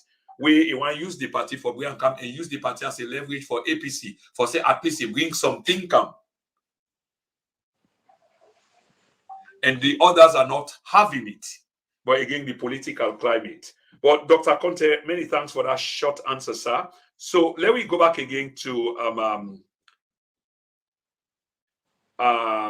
the party, the All People's Congress, the dismantling, and as at this time as we speak, 6 months to election, Dr. Konteh. I mean, you don't get even local council, or you don't get district. I mean, your party is dismantled, is naked. The emperor is left with no clothes. What are the chances, sir? No, I don't know it, but as far as I know, we still get councillors, we still get members of parliament. What we not get yet now the party in structure, the party in statutory organs, they know they function. Now, but that's what I mean. If you organize a function, if your kidney is gone, probably are not categorized them well, but the executive structure is dismantled. The organs, if your kidney not a function, that's a problem. But you get two, maybe you can manage on one. But in this case, it's like say the two self it don't pack, the liver, the heart. So you basically there on a resuscitating machine. That's the point I'm trying to make. And this spells disaster. Yeah, but when your kidney not a function, you can do transplant. You can function. But then you get for offending March. You get for offending March, sir. Thereafter. But on a more serious note, it is true that the situation inside the APC now one where any sane mind, any well-meaning APC person could be generally worried about. But in all usual, in the APC, from this kind of crisis, whenever we're in opposition and we get back to governance, it happened as recent as 2007 with President Ernest Bai Koroma. It didn't occur until a few months to the elections. We still hopeful that sane minds go intervene, and we all go intervene for make the members of the ITGC then see reason why they for come together, and first of all put in place the TIIEMC, the Transitional Independent Interim Elections Management Committee, where the committee will get the responsibility for conduct the elections. We know say the 60 days clock don't begin tick already. We're already 8 days or 7 days inside the 60 days, so we'll not get the luxury of time. So therefore, we did under tremendous pressure for make we start that process. We know say they don't prescribe for we a roadmap. We include the verification of membership cards, etc., for within 20 days before ever we go know whether they get for be involved in the elections. In 2021, when we prepare for the convention, we'll be able to conduct elections all over this country in 2 weeks. So I believe say it's still possible, depending on the level of manpower we will be available to the ITGC and the flexibility we then will get for try for co-opt others for supporting the process. We can on the strategy we then would have to adopt for the conduct the elections. I believe that the TIIEMC, if they want, they can do these elections in a far shorter period than the 60 days provided for in the constitution, and that they will help for save the situation for the APC. If that happens, I believe say we will still able to get to convention in January and elect a flag bearer we go take we to elections in June and win. Dr. Konteh, the All People's Congress, and including yourself, you've just cited it here. I hear this all the time. Whenever we talk about the situation, but of course, you talk about it in measured terms and tempered, and even say the issue of time is really critical. But most APCians will still echo, yes, sir, that's correct. But most APCians will still echo, probably in the background, I've not been able to source that as yet, but will still echo the same sentiment about Ernest Koroma in 2012. That even though that was then and this is now, in other words, the circumstances are different. The climate is different. You are up against something that you saw 4 years ago. 10 of your parliamentarians were kicked out of parliament. A speaker was imposed on the people, never before seen. These are unprecedented. And yet you keep saying that 2012, the same thing APC been go through. And at the last minute, we came together and then see how we prevailed. This certainly is a different time, a different atmosphere, different perspective. If that was true, the people themselves go don't study 2012. They say, them people that are feeling the same thing. Well, no, your take, sir. That is precisely why we are mobilizing and taking action now more than ever before. And we will be a bit more aggressive in terms of how we pursue that agenda, because we don't realize we no longer get time on we side. The reason why I mentioned the duration, now because the clock don't begin tick for the 60 days, 7 days already go. And we can easily lose another 1 week, and it narrow the space of time we're available to we follow finish them within the 60 days. So let me just raise that issue. But I not think say the problem is insurmountable. Things in an ego issue, a personality issue, and with the area say there are external influences where they sort of dictates how one faction or the other go respond to particular issues. There are also some innate interests within different factions in terms of whose agenda then they protect or project. We know say all of these issues there with the area, then the speculations abound on all of these issues. But we don't, as senior stakeholders, don't come to the realization now that enough is enough, something needs to be done, and we're going to move. We are going to engage them individually and collectively, and I believe say sane minds will prevail, and I believe say APC will move forward. Yeah, it's a good thing for you. The doctor echoed my sentiments earlier on, probably inadvertently, but at least he did mention the issue of ego, saying it's an ego. A part of the problem is a problem of ego. These are big men. These are well-to-do men. These are well-to-do, people. Yeah, and ego is just part. You'll be used that day in a different, with reference to different set of people. When they talk this one about the problem within the ITGC. And I don't think all right, sir. Well, I take the point, Dr. Konteh. I take the point. About the issue of ego. The issue of ego, they always come into play. Where, for example, somebody will feel it has to be me because of ABC reasons. If it is not me, what will come to an end? These are all ego issues, and that they always obtain. I take your point, Dr. Konteh, and many thanks for that. And family, just a quick reminder: this is not the TNN TV Media Empire. We talk to Dr. Richard Konteh, and of course, this is history being media, because what we say here is going to shape the political, economic, and social landscape for a long time to come. And remember that he's a potential flag bearer aspirant for the All People's Congress. And as we understand today, something major. Yes, say that again, sir. Okay, you are. That's confirmed. So probably we need for bring you. I think say you don't do that on the platform on another day, but we go get for arrange an interview in which it will be exclusively Dr. Richard Konteh and the APC flag bearership. We'll get for bring you on that. But thanks for that clarification. So when they go forward with what they say, I do say that exactly, sir. So Dr. Richard Konteh is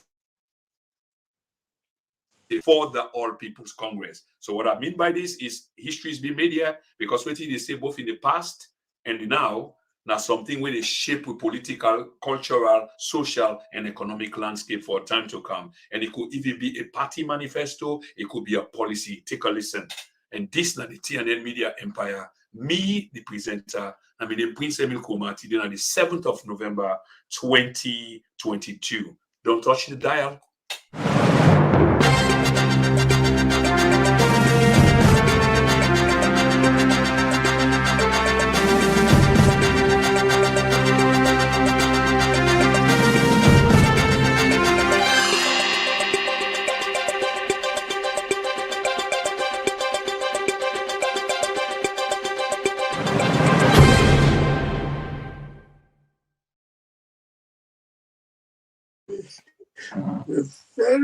Dede, butter, dede, sugar, dede, mi fambulem. The Maboka Boys School and the Matura Girls School, Moga and Moba, they come up with one meet and greet event. Now the Crawford Tenant Hall, Camberwell, SE5, 9EP, November 25. Time 5 p.m. to 10:30 p.m. This is a free event. In a can support Matura and Boys School, what they call Moba and Moga. Now the Crawford Tenant Hall. The number they will go contact for know more about this event. Now 0781561875 and 07960849931. In a can dance to Booga Booga. This na Moga and Moba. And I can enjoy. That advert day, and of course, it's a free event. That are the most and the most critical and important keyword there. Let me come and can support Saloma business. Now, all my business. I definitely don't prepare for that event. I don't even prepare my suit for the event. I will be there, and probably this will be the first time we meet. And I hope to see you there. Thank you very much. Ya pasa como to caballo mata. Ya pasa como to caballo pista. Yo hizo ya aquí como yo la vete. Ya pasa como to caballo mata. Ya pasa como to caballo pista. Yo hizo ya aquí como yo la vete. Okay, Famulem, again. You are invited to Sierra Leone to go eat some Jackie Tombo and Jola Bete. This they happen on the 26th of November 2022. And the time for this event at 5 p.m. to 12 a.m. Waiting at this event. The woman in the picture that is seen at the screen is that of Dr. Imambe Kadi Kamara. Woman we don't do exceptionally well in our community. Remember, for that we recognize disabled them, it's been a problem.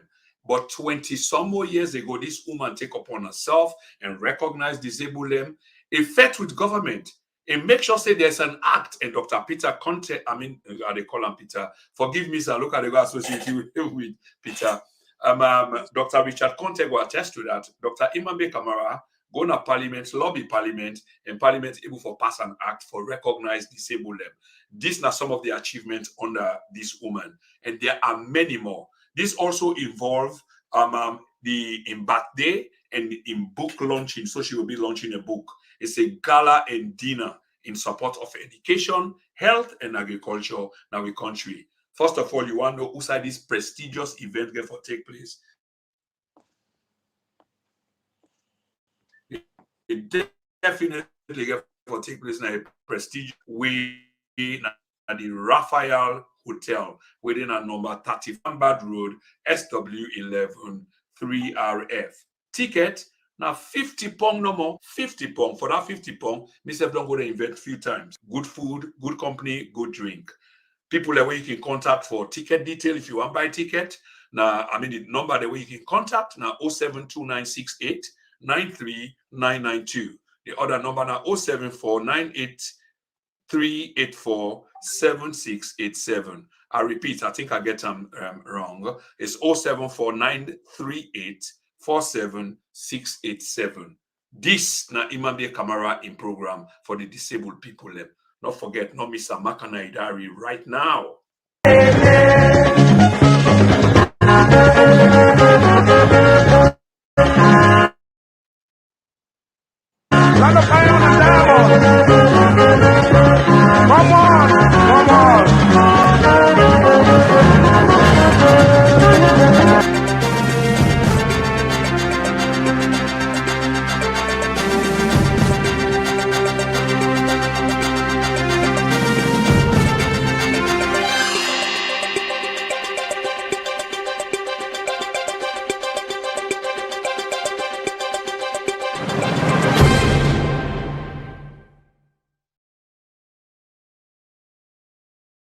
Right, family, and this is the second phase of the program where they talk to none other but Dr. Richard Konteh. Straight to the point, Doctor. So much thing for talk about, and we'll not want for hold with people much longer. So we'll try for see whether we're able to make the impact there and short.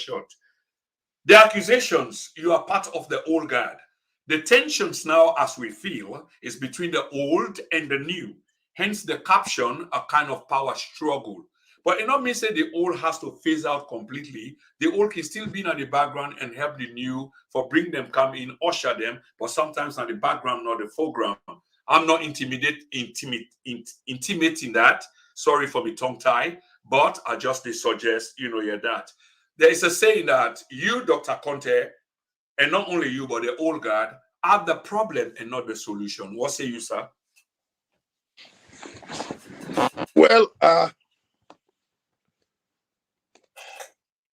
as I say, I don't like for point fingers, because each time when you point finger from person to person, at least 3 fingers they point back directly to you. The one, depending on how you finger they, so tell yourself go add and make come forward, they point back to you. One thing we know is that APC will get problem. And I believe say we all, to varying degrees, young and old, get some responsibility for the plight where APC they in. And we all now part of the problem, and therefore we all for also endeavor to be part of the solution. Yeah. Okay.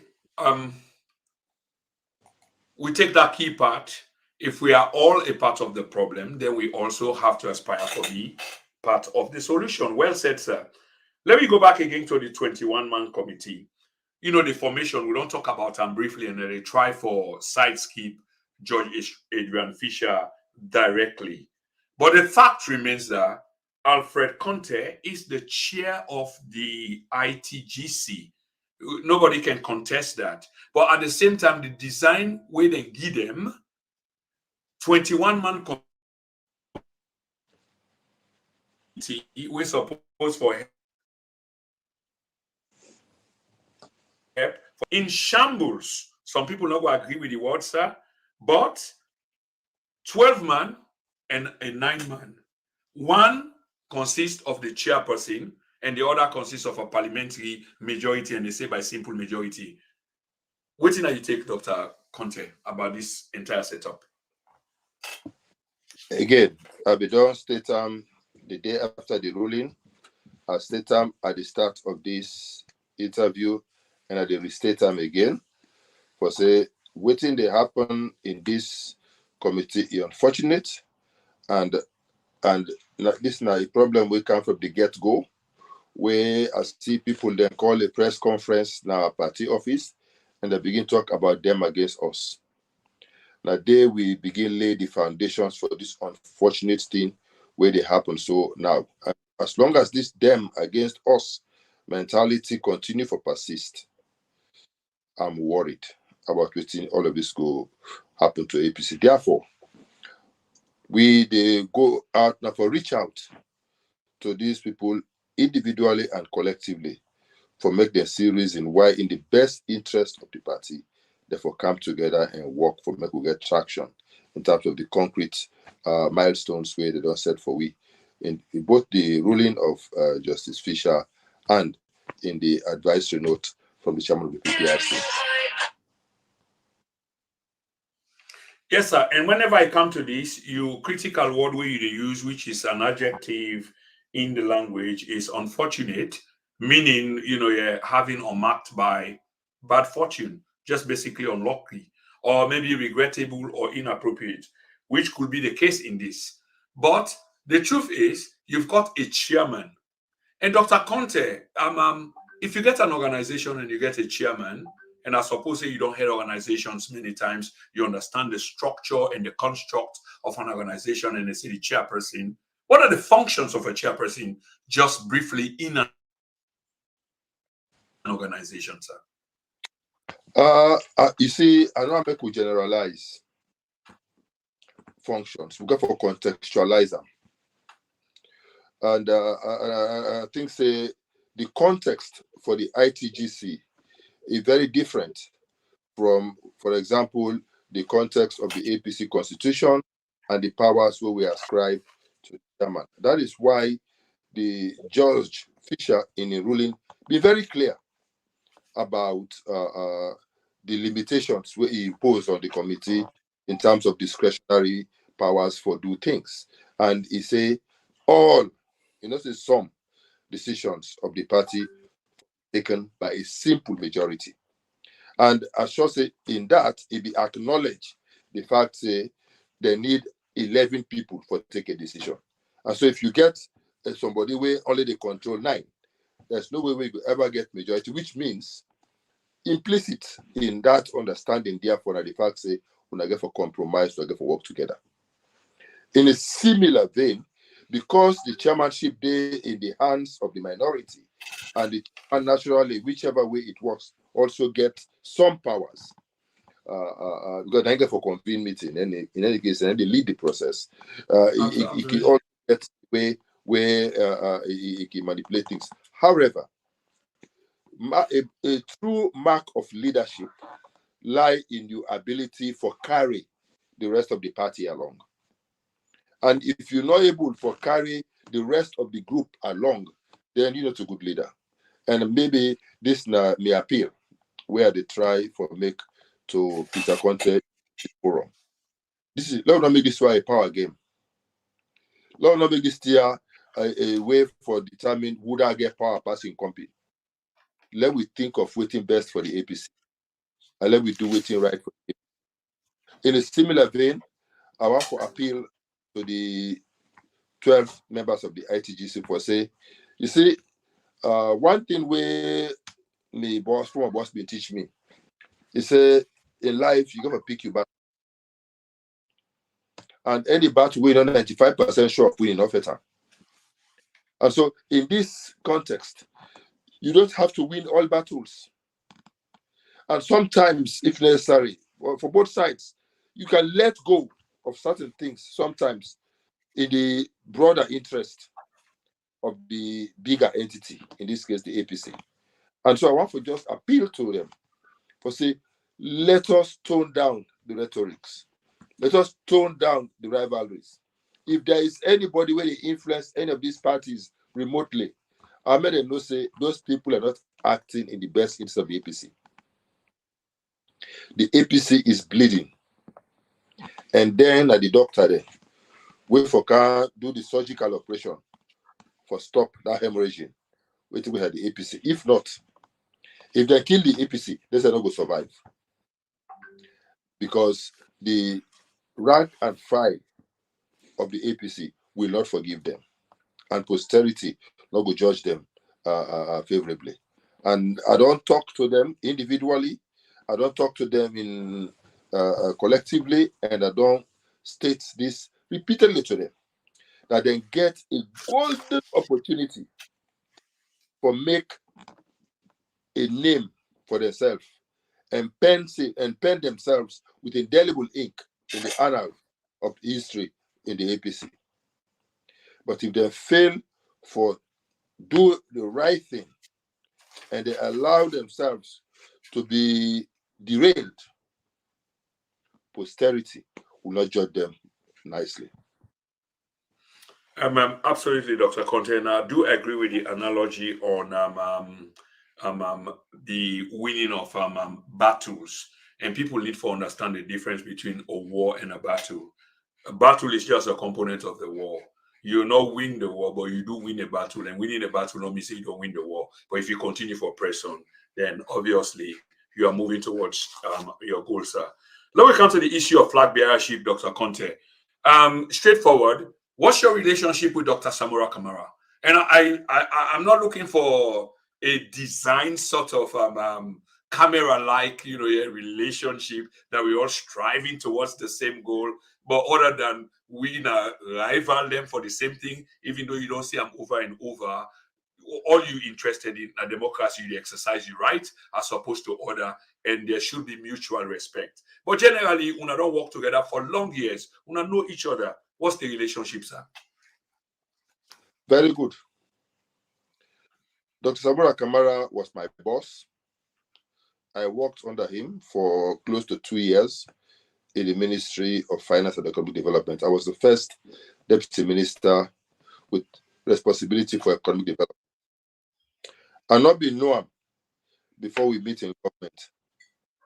Now, when we during the transition period, when they formed cabinet and they appointed a governor of the central bank, that the time I meet him for the first time in my life, and I'm privileged for work with him now the Ministry of Finance, and I get tremendous respect for him, and I believe so we get along very well.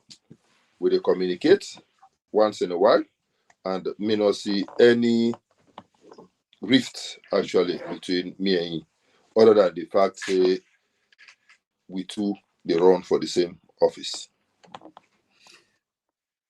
Yes, Dr. Konteh. The fact remains that that you are being absolved, you are being exonerated in a court where una all two be in the face.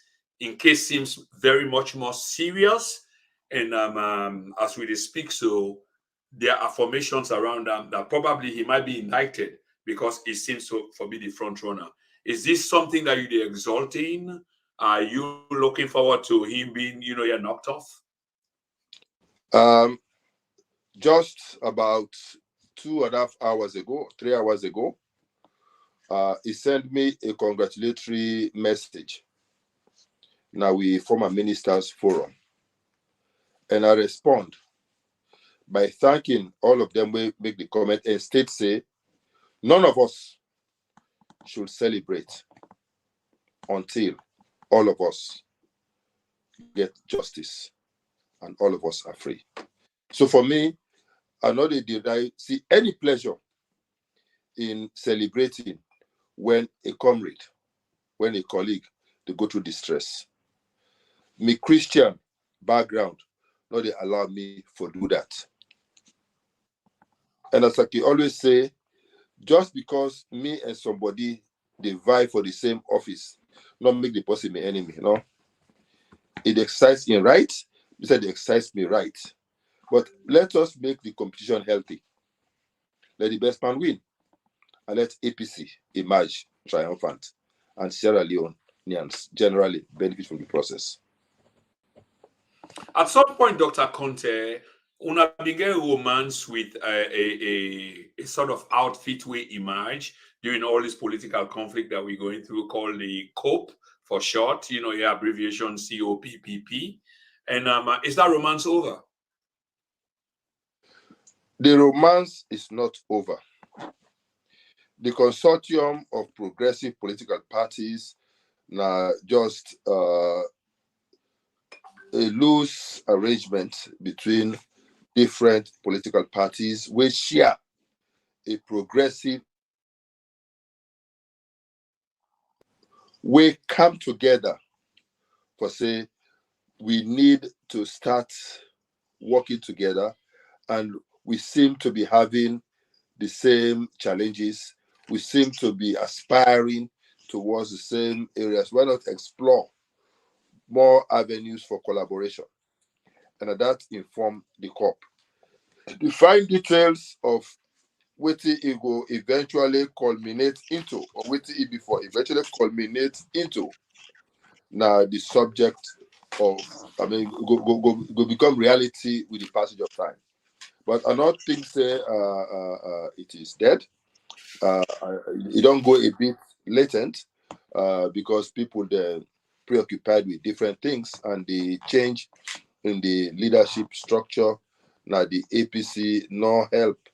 I don't think say we get the full buy-in of the new administration in the party in terms of its engagement. But I also know say we'll be get the COP press conference. The secretary of the ITGC was there, and he spoke, and at least one other member of the ITGC said Bidede and then talk. So there's still some collaboration within the ITGC, and we still represented, we are still members of COP, and I believe so we're still committed to the idea of saying we need to work together for prosecute a common agenda. so that we all will win together, redeem this country, and give to the Sierra Leoneans the type of governance we they deserve. Quick one on these two things, Dr. Konteh. The voter registration, up till now, we still wait for publication or release of the final, your results. And we all confused, we are lost.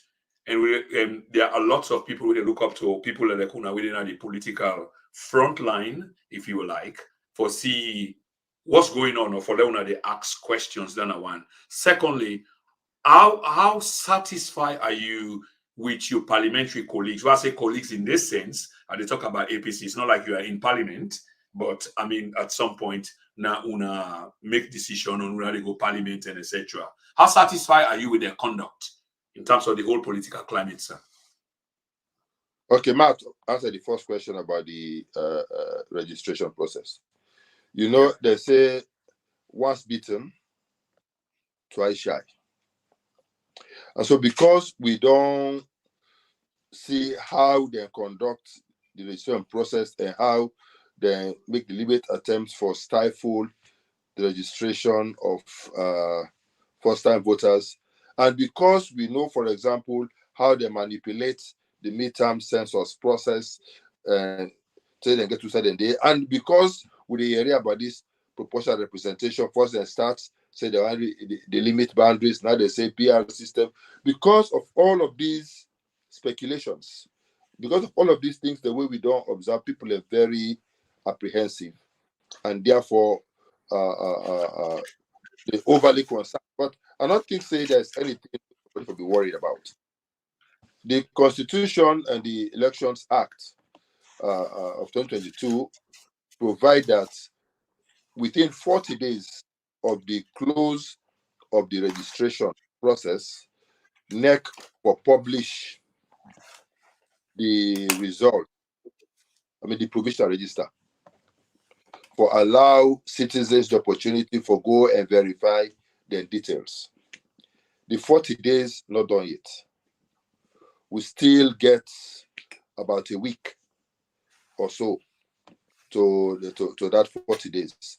And I understand, say, all of these days, then they're in the process of cleaning the voters register.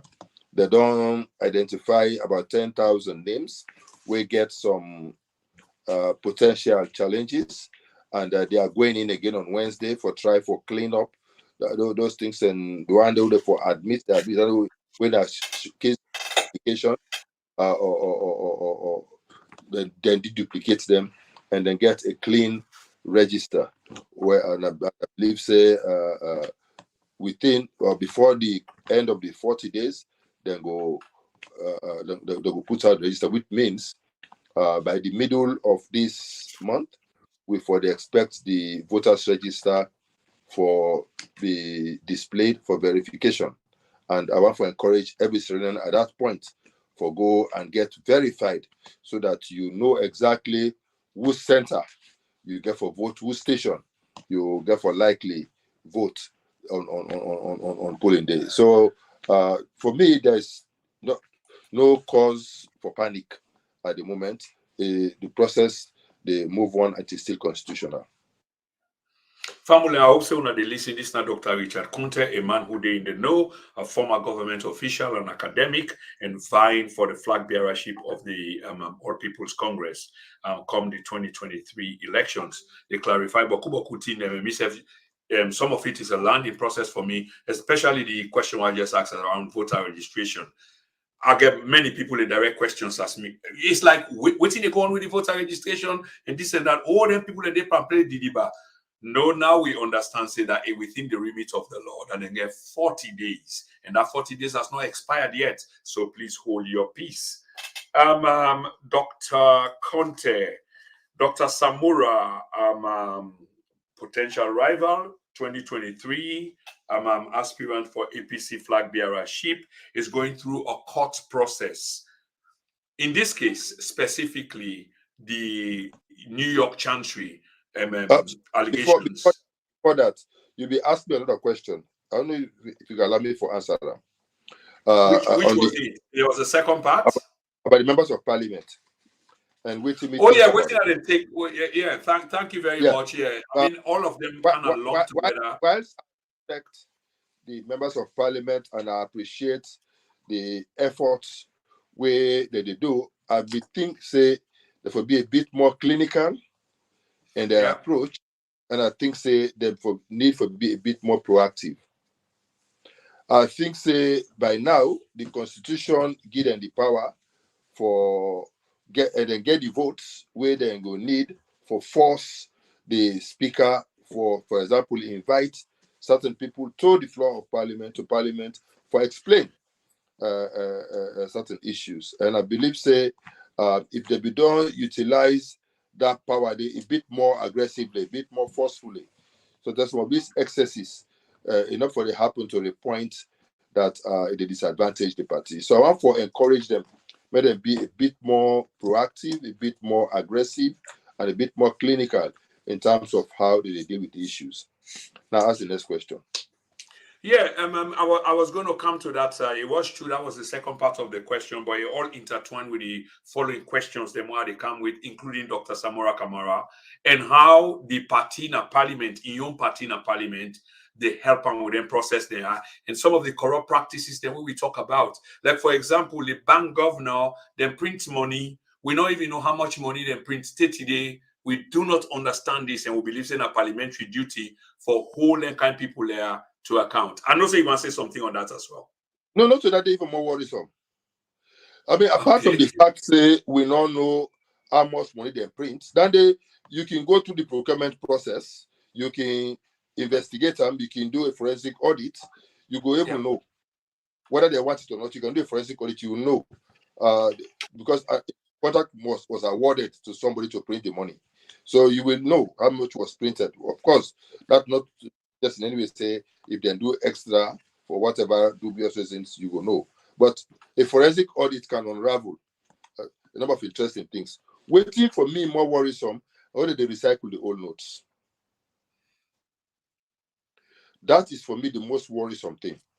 Because when the old notes are collected, those old notes are to be destroyed.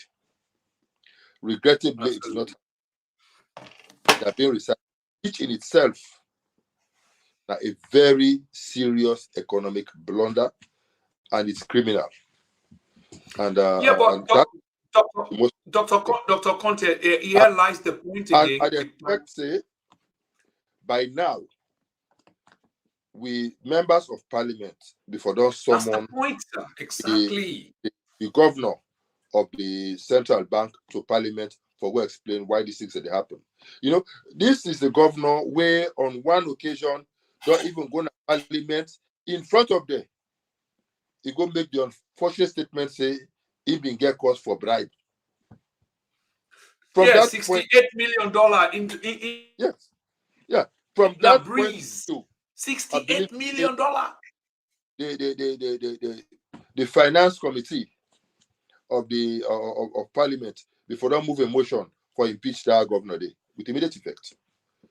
You know, but as I say, there are so many lapses where they happen. There's too much slackness, and maybe people are trying to be too nice in the process. And no, with 7-8 million hungry mouths, Dr. Konteh. Yeah, and it embolden the other side for continue Absolutely. for the field day. And what we see now the symptoms of that failure for do what we need for nip some of these things in the book. Yes, sir, you're absolutely right. And you see, this is not the point in terms of the line of questioning, because earlier on I tell you about how intertwined and questioning they get for be, because there are conflicted parties in everything we will say or do, and then we get for carefully crafty question them, here to you. But I believe I want to say thank you for that, because you've almost addressed it all. But Parliament will always come into the question, and I like the way how you put them. But people like you should be speaking often. Not only when one opportunity like this happen. Probably you should have a podcast. You should be thinking about this. You should organize like a think tank. Yeah, you try to get our minds and be putting publications out there for conscientize the people, because you're doing this in the interest of the state, regardless of your ambition. But what you say are factual. So thank you so much for that. But let's go Wait, back to the issue of hold Dr. on, Samora Kamara. Yeah, hold you on. want to say something, sir? I shall say you are aware, say I get my own online radio and TV station. We are every Saturday at 9 at the address topical national issues on an ongoing basis. But apart from that, also you also aware, say, now maybe they chair the technical committee for the APC.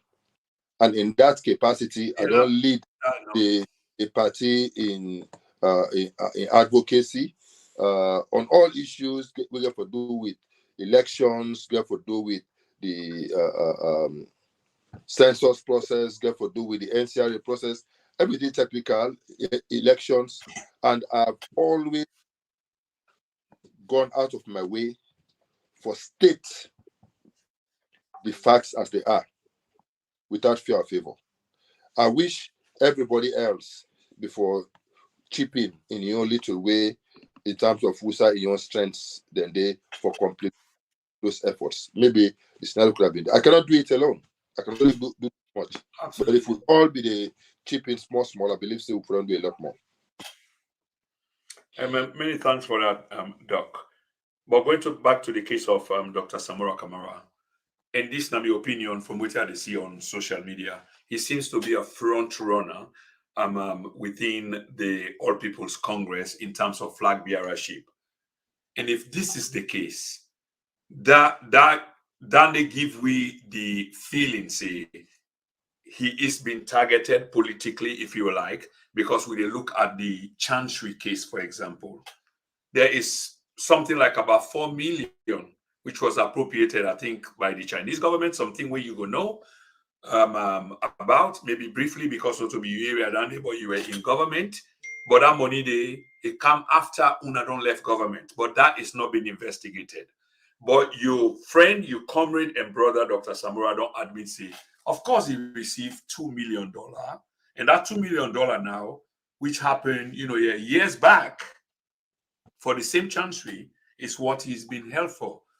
I wonder what's your opinion about this whole, ACC, Dr. Samora, in and out of court can't answer questions, but yet the 4 million, which the people that will trigger them, which are the Africanist press, it's not being investigated yet. And I know the whole ACC responsible now, because they get a discussion for make. Say, well, now the 2011 one, 2012 one, now we want for investigate.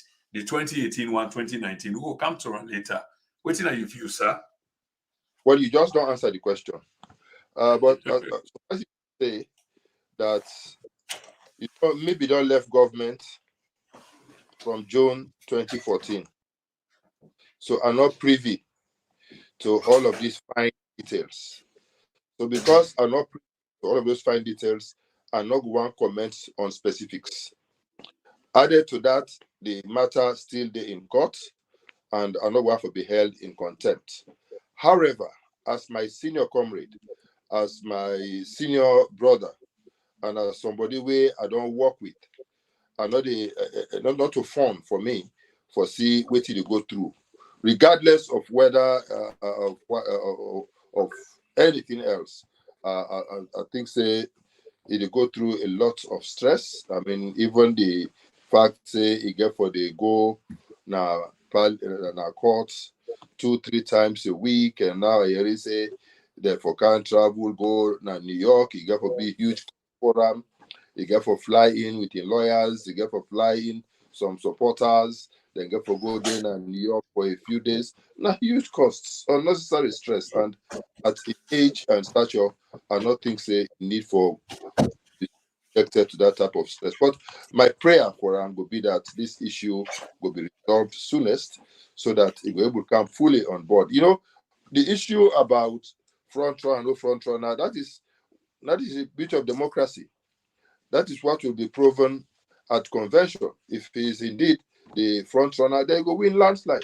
But if it's not the front runner, if not just a loud minority in the control, then we will know at the convention. Maybe let's say the members of the APC go elect the best person for lead we against the SLPP in 2023 and win. Dr. Konteh, you former boss, the former president of the Republic of Sierra Leone, Dr. Ernest Bai Koroma, there's a video making the rounds of him in which they address, I believe, party faithfuls. We not see them in the video, but from the response, we can hear the sound, the clapping, and you name it. That the issue of the party not a real issue, other than that of flag bearership, which involves you. Do you agree with your former boss? Yes. The party not get issue. The flag bearers also not get a meeting. We just divide for one position. You know, in the local language, Timni, they say Anfoso Achimoni, power they fed for her. So we are just fighting for power, that's all. Not anything. And we said they fed for power. Now they have disagreements, even between brothers. One mama want that day brother, he go get my tell the brother say, let me papa on you. We said they fed for chieftaincy. We don't hear that day. He tell him in one mama want that day brother say, let me papa on you. But chieftaincy because it happen.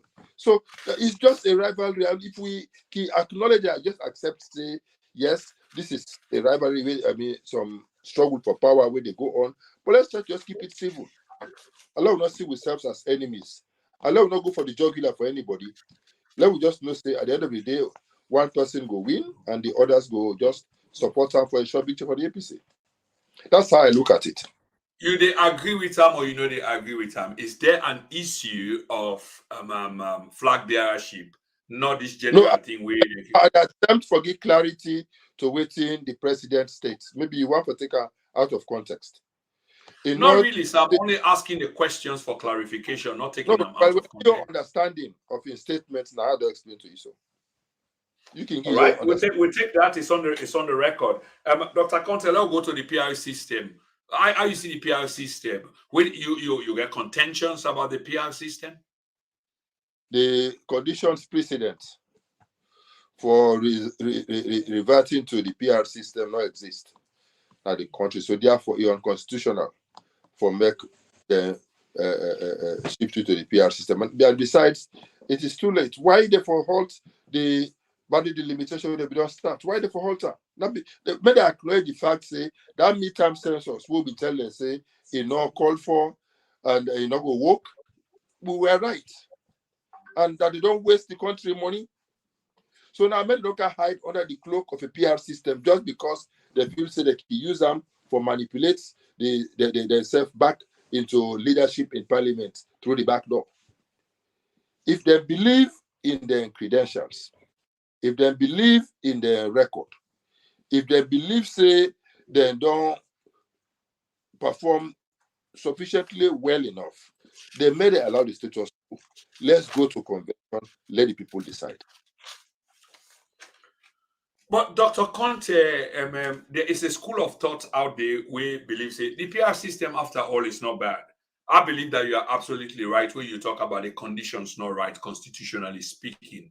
But after all, if the conditions were right, it only they empower smaller parties. Are you afraid for empower smaller parties? No, you see, you are getting it all wrong. How so, sir? Proportional representation can be applied in different ways. There is a minimum threshold where every party forgets before it gets a seat.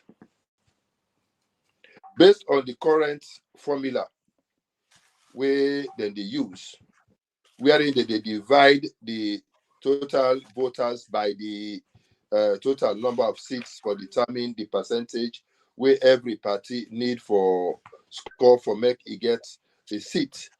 I tell you for free, they will not get more than the kind of representation we get at parliament right now. Because all of those small parties are not serious that they will get 16%, 20% of the votes. We will allow the people to get one seat. It's not possible. They will not get it. So so it is a wrong for make they give people the impression, say, PR system now for allow. When we introduce PR system in 1996, then stipulate the minimum percentage where you forget 5%. When you get 5% of the votes, you're entitled to 5% of the seats. Now, then they make APC get 5 or 6 seats now Parliament in 1996. When we go to the 2002 election, because of the context, the situation also changed. We got a district block system where we go now by this, and we all see within the pattern where we come out. This one is very different. So let me not make that mistake. And I also have to understand, say, the problem is not with PR system per se, because PR system they work in Germany perfectly well.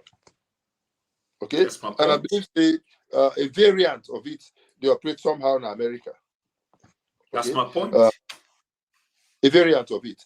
So the issue is not PR system. The issue has to do with what type of PR system do they want to adopt, and what does our constitution say? So, Doctor, you've just clarified my point, sir, because the crafters of the constitution were not fools in 2001 when they created yes, they thought that the atmosphere then was ripe for a PR system because we are still literally at war. The war had not come. Some parts of the country were still inaccessible, and therefore it would not be possible to conduct a regular constituency-based election. But it was better than the 1996 situation where they had to just take the whole country as one constituency and divide. In 2005, they said, even though we cannot reach all the constituencies, but at least we can reach all the districts. So we went for a district block system. But then they said, we will only be able to go back to a PR system if and only if we don't have clearly defined constituencies, districts, etc., etc. But we have them at the moment. So why go back to PR system? The conditions precedent simply do not exist, and going back to it would be in breach of the constitution, and it is treason. So we want to admonish our people, our brothers on the other side, not to push this country into another constitutional crisis. If we want a proper PR system that mirrors our own context, let it come out of a consultative process. The ones in 96 and 2002 were agreed upon unanimously. All political parties agreed to it before it was implemented. It was not imposed. It was agreed upon by everybody. So if that is the route we want to take, so that in the process we can even introduce some affirmative action that will guarantee seats for the physically challenged, seats for the for women, guaranteed seats for women that will not have to subject them to the vagaries of elections, thuggery, and malpractices, then fine. But it has to come out of a very consultative process, and we all have to agree. The time for that is far spent. We cannot do it now.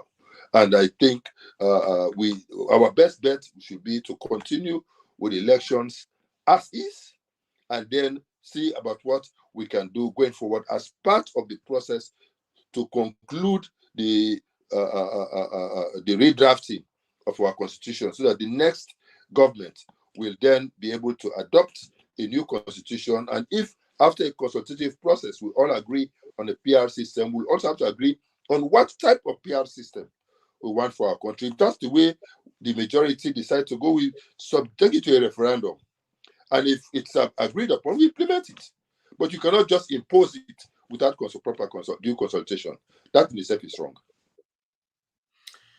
So, Dr. Konteh, I do agree with you, but you also help for make me case because you admit that there are variants. So it's not like I was supporting the direction in which the current administration want for take the PR system. I was just speaking about PR system in a generic and general form, sir. That sometimes in terms of the variance, It is good for the people. The disenfranchised, it is good for them. The smaller parties, it is a way to empower the people, for hold government into account, for serve as a deterrent. That's the perspective I was looking at it from, not in the present construct, sir. But thank you very much for that. Dr. Konteh, there's a scandal which still loom over your head, and I know say for a long time you don't try for clean that up. Some people, they don't understand that, but there are some people who are just, protagonists, antagonists to Dr. Konteh, and especially as you begin for vie for a position, you become rival to others. They're definitely going to use this. So let me get some understanding of this. And this is now the Timbergate scandal, the forgery of signature of the former president. It speaks a lot going into 2023, because that ugly head is going to rise up again. I think so we don't talk about this on this platform before, but I don't think so we'll talk about them in detail, sir. But help we for understand, waiting have been Timbergate, waiting it be involved, which part you play, waiting you do, how come you name surface and say, now you forged the signature? Did you forge somebody's signature, or was your signature instead forged? Why, if that was the case? If not the case, who did? In 2019, you interviewed me on this platform. And incidentally, I was in the same location I am today when you interviewed me. That's true. 2019, how time flies. I explained in detail about this whole issue around the timber on the so-called Timbergate. Let me start by stating here for the records, loud and clear, that I did not forge the president's signature. Nobody forged the president's signature. That is the greatest lie that has ever been paraded in the political history of Sierra Leone.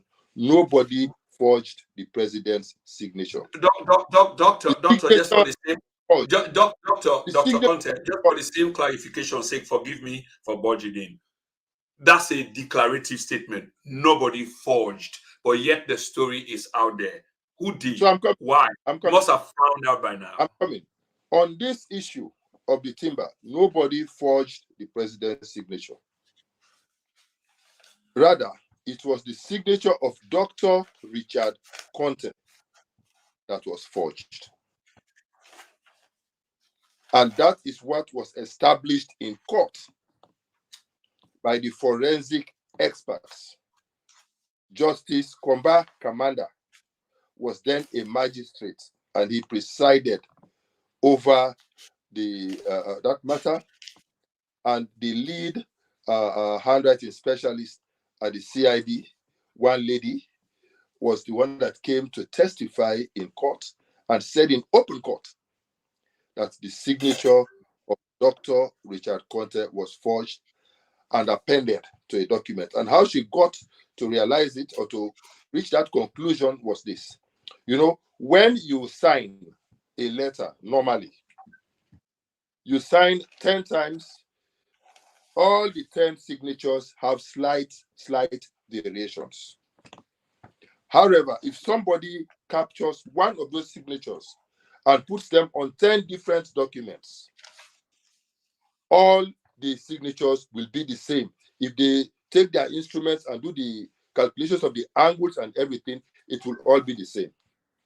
So what they did was, when this issue came about forgery or no forgery, they went into my office and took samples of signatures of documents I had signed in my normal course of duty. And they checked all of them, and there were slight variations in all the signatures. They also took it to the CID and got me to sign 15 times. They were all the same. However, when they went and recovered the letters that were sent to all of the offices, they found out that all the signatures were the same.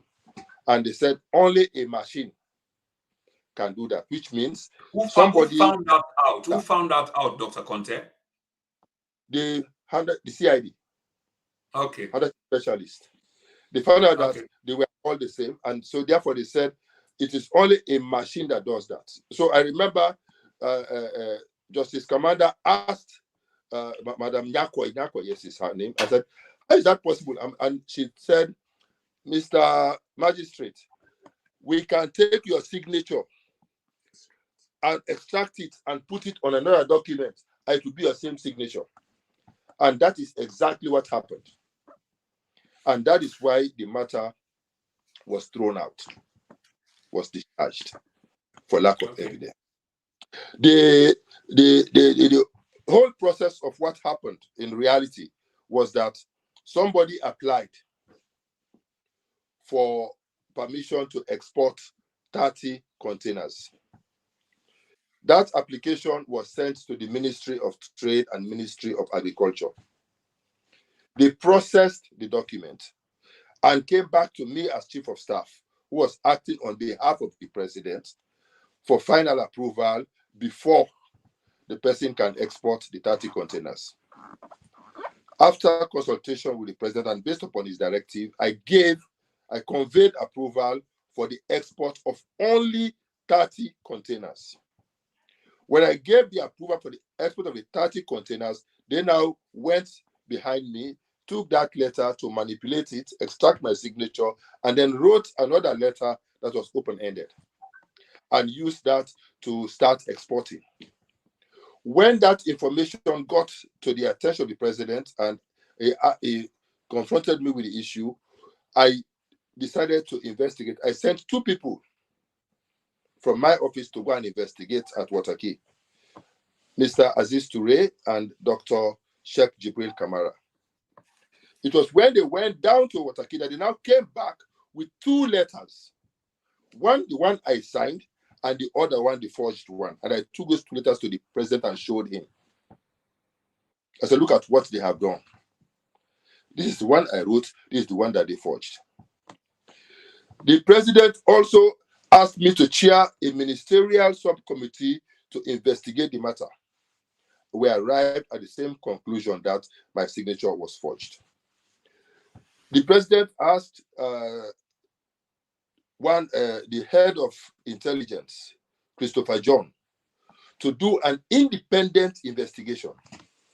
He also arrived at the same conclusion. In fact, he even went further to say that the person that forged my signature confessed to him that he forged my signature. And the President said, why did you not arrest him? And he said he did not have the powers to arrest. There's a written report on that. That was when the President directed that they call the IG to come in and ensure that that guy was arrested immediately. So the IG came in with, it was IG Muno, came with Moegbe and with Sizeman, who was then the head of CID. So they kept us in the office. We could not move until they arrested this guy. That is Suma, who is the current chairman of APC in Potloko district, or the outgone chairman, that was removed. So they arrested him and took him to CID. I was then asked to go and present the state case as a lead prosecution witness because I was a victim. Sadly, when I now went to present the state case on what was done against me, the matter was turned against me. I went there on a Friday. They summoned me on a Saturday. I was at a workshop in Konteh. I had to come in. They kept me at the CID for over 4 hours on Saturday. I went home on Sunday. Monday morning, I came back. I was to travel to America. The next thing I had that same Monday, I was sacked, even before they could investigate. So, Dr. Konteh. That was all wrong. So that's Dr. Konteh, at some point, upon this your explanation, listeners or viewers them go get the impression saying the President was very much on your side based on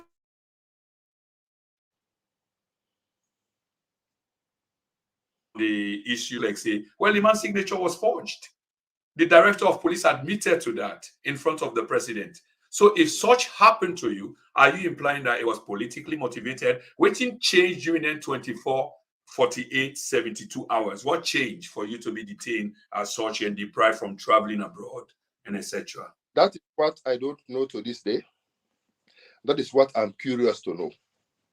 But suffice it to say that the fact of the matter is that is what I want to be cleared, that nobody forged the president's signature on that matter. That it How was do we know this, Dr. Konteh? See, here lies the problem. So to this day, as you speak from, because the matter went to court and was prosecuted in court. If there was evidence of forgery of the president's signature, it should have been brought up in court because the charge against me was forgery. But there was no evidence brought in front of the court to even suggest or insinuate that the president's signature was forged. Did the court set you free? Yes. When was it? The court set me free in 2016, 12th of April. In 2016, under the same administration of the people who supposedly accuse you of forgery? Yes.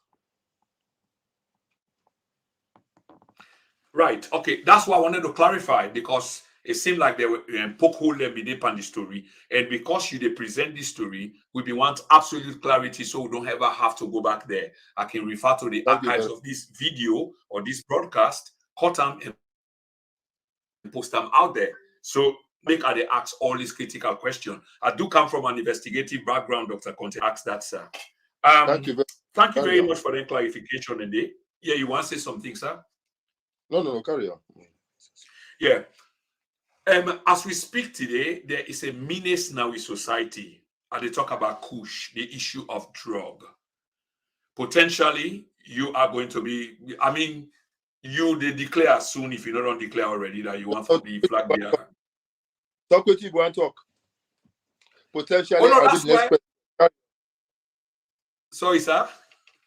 I said, talk with you, go and talk. Potentially, I will be the next president. Carry on. No, Dr. Konteh, what is Salomon is saying? You want Bill Pan. Imran go laugh. You want Bill Pan body na mimot.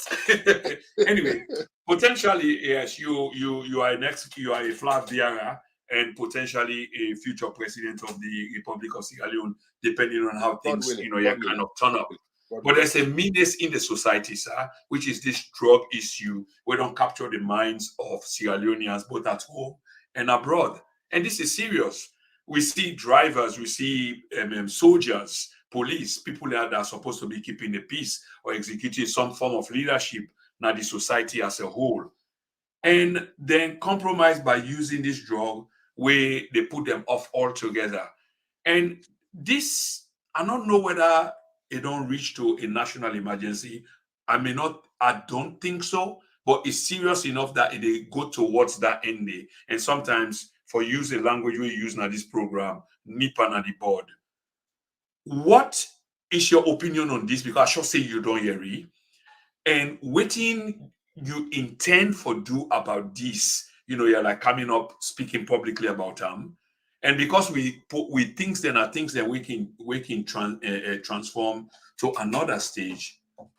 Is there any plans by your community, your platform, for look after such issue where don't become a menace now with society or is becoming? Thank you very much, Prince.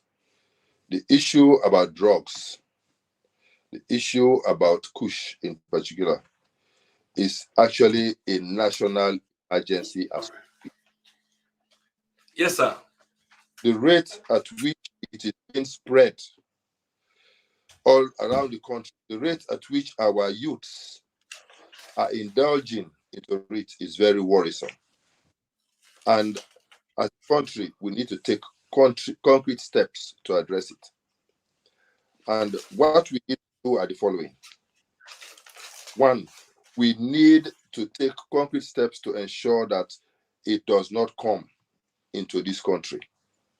So we have to tighten up our crossing points, our borders through which these drugs get into this country.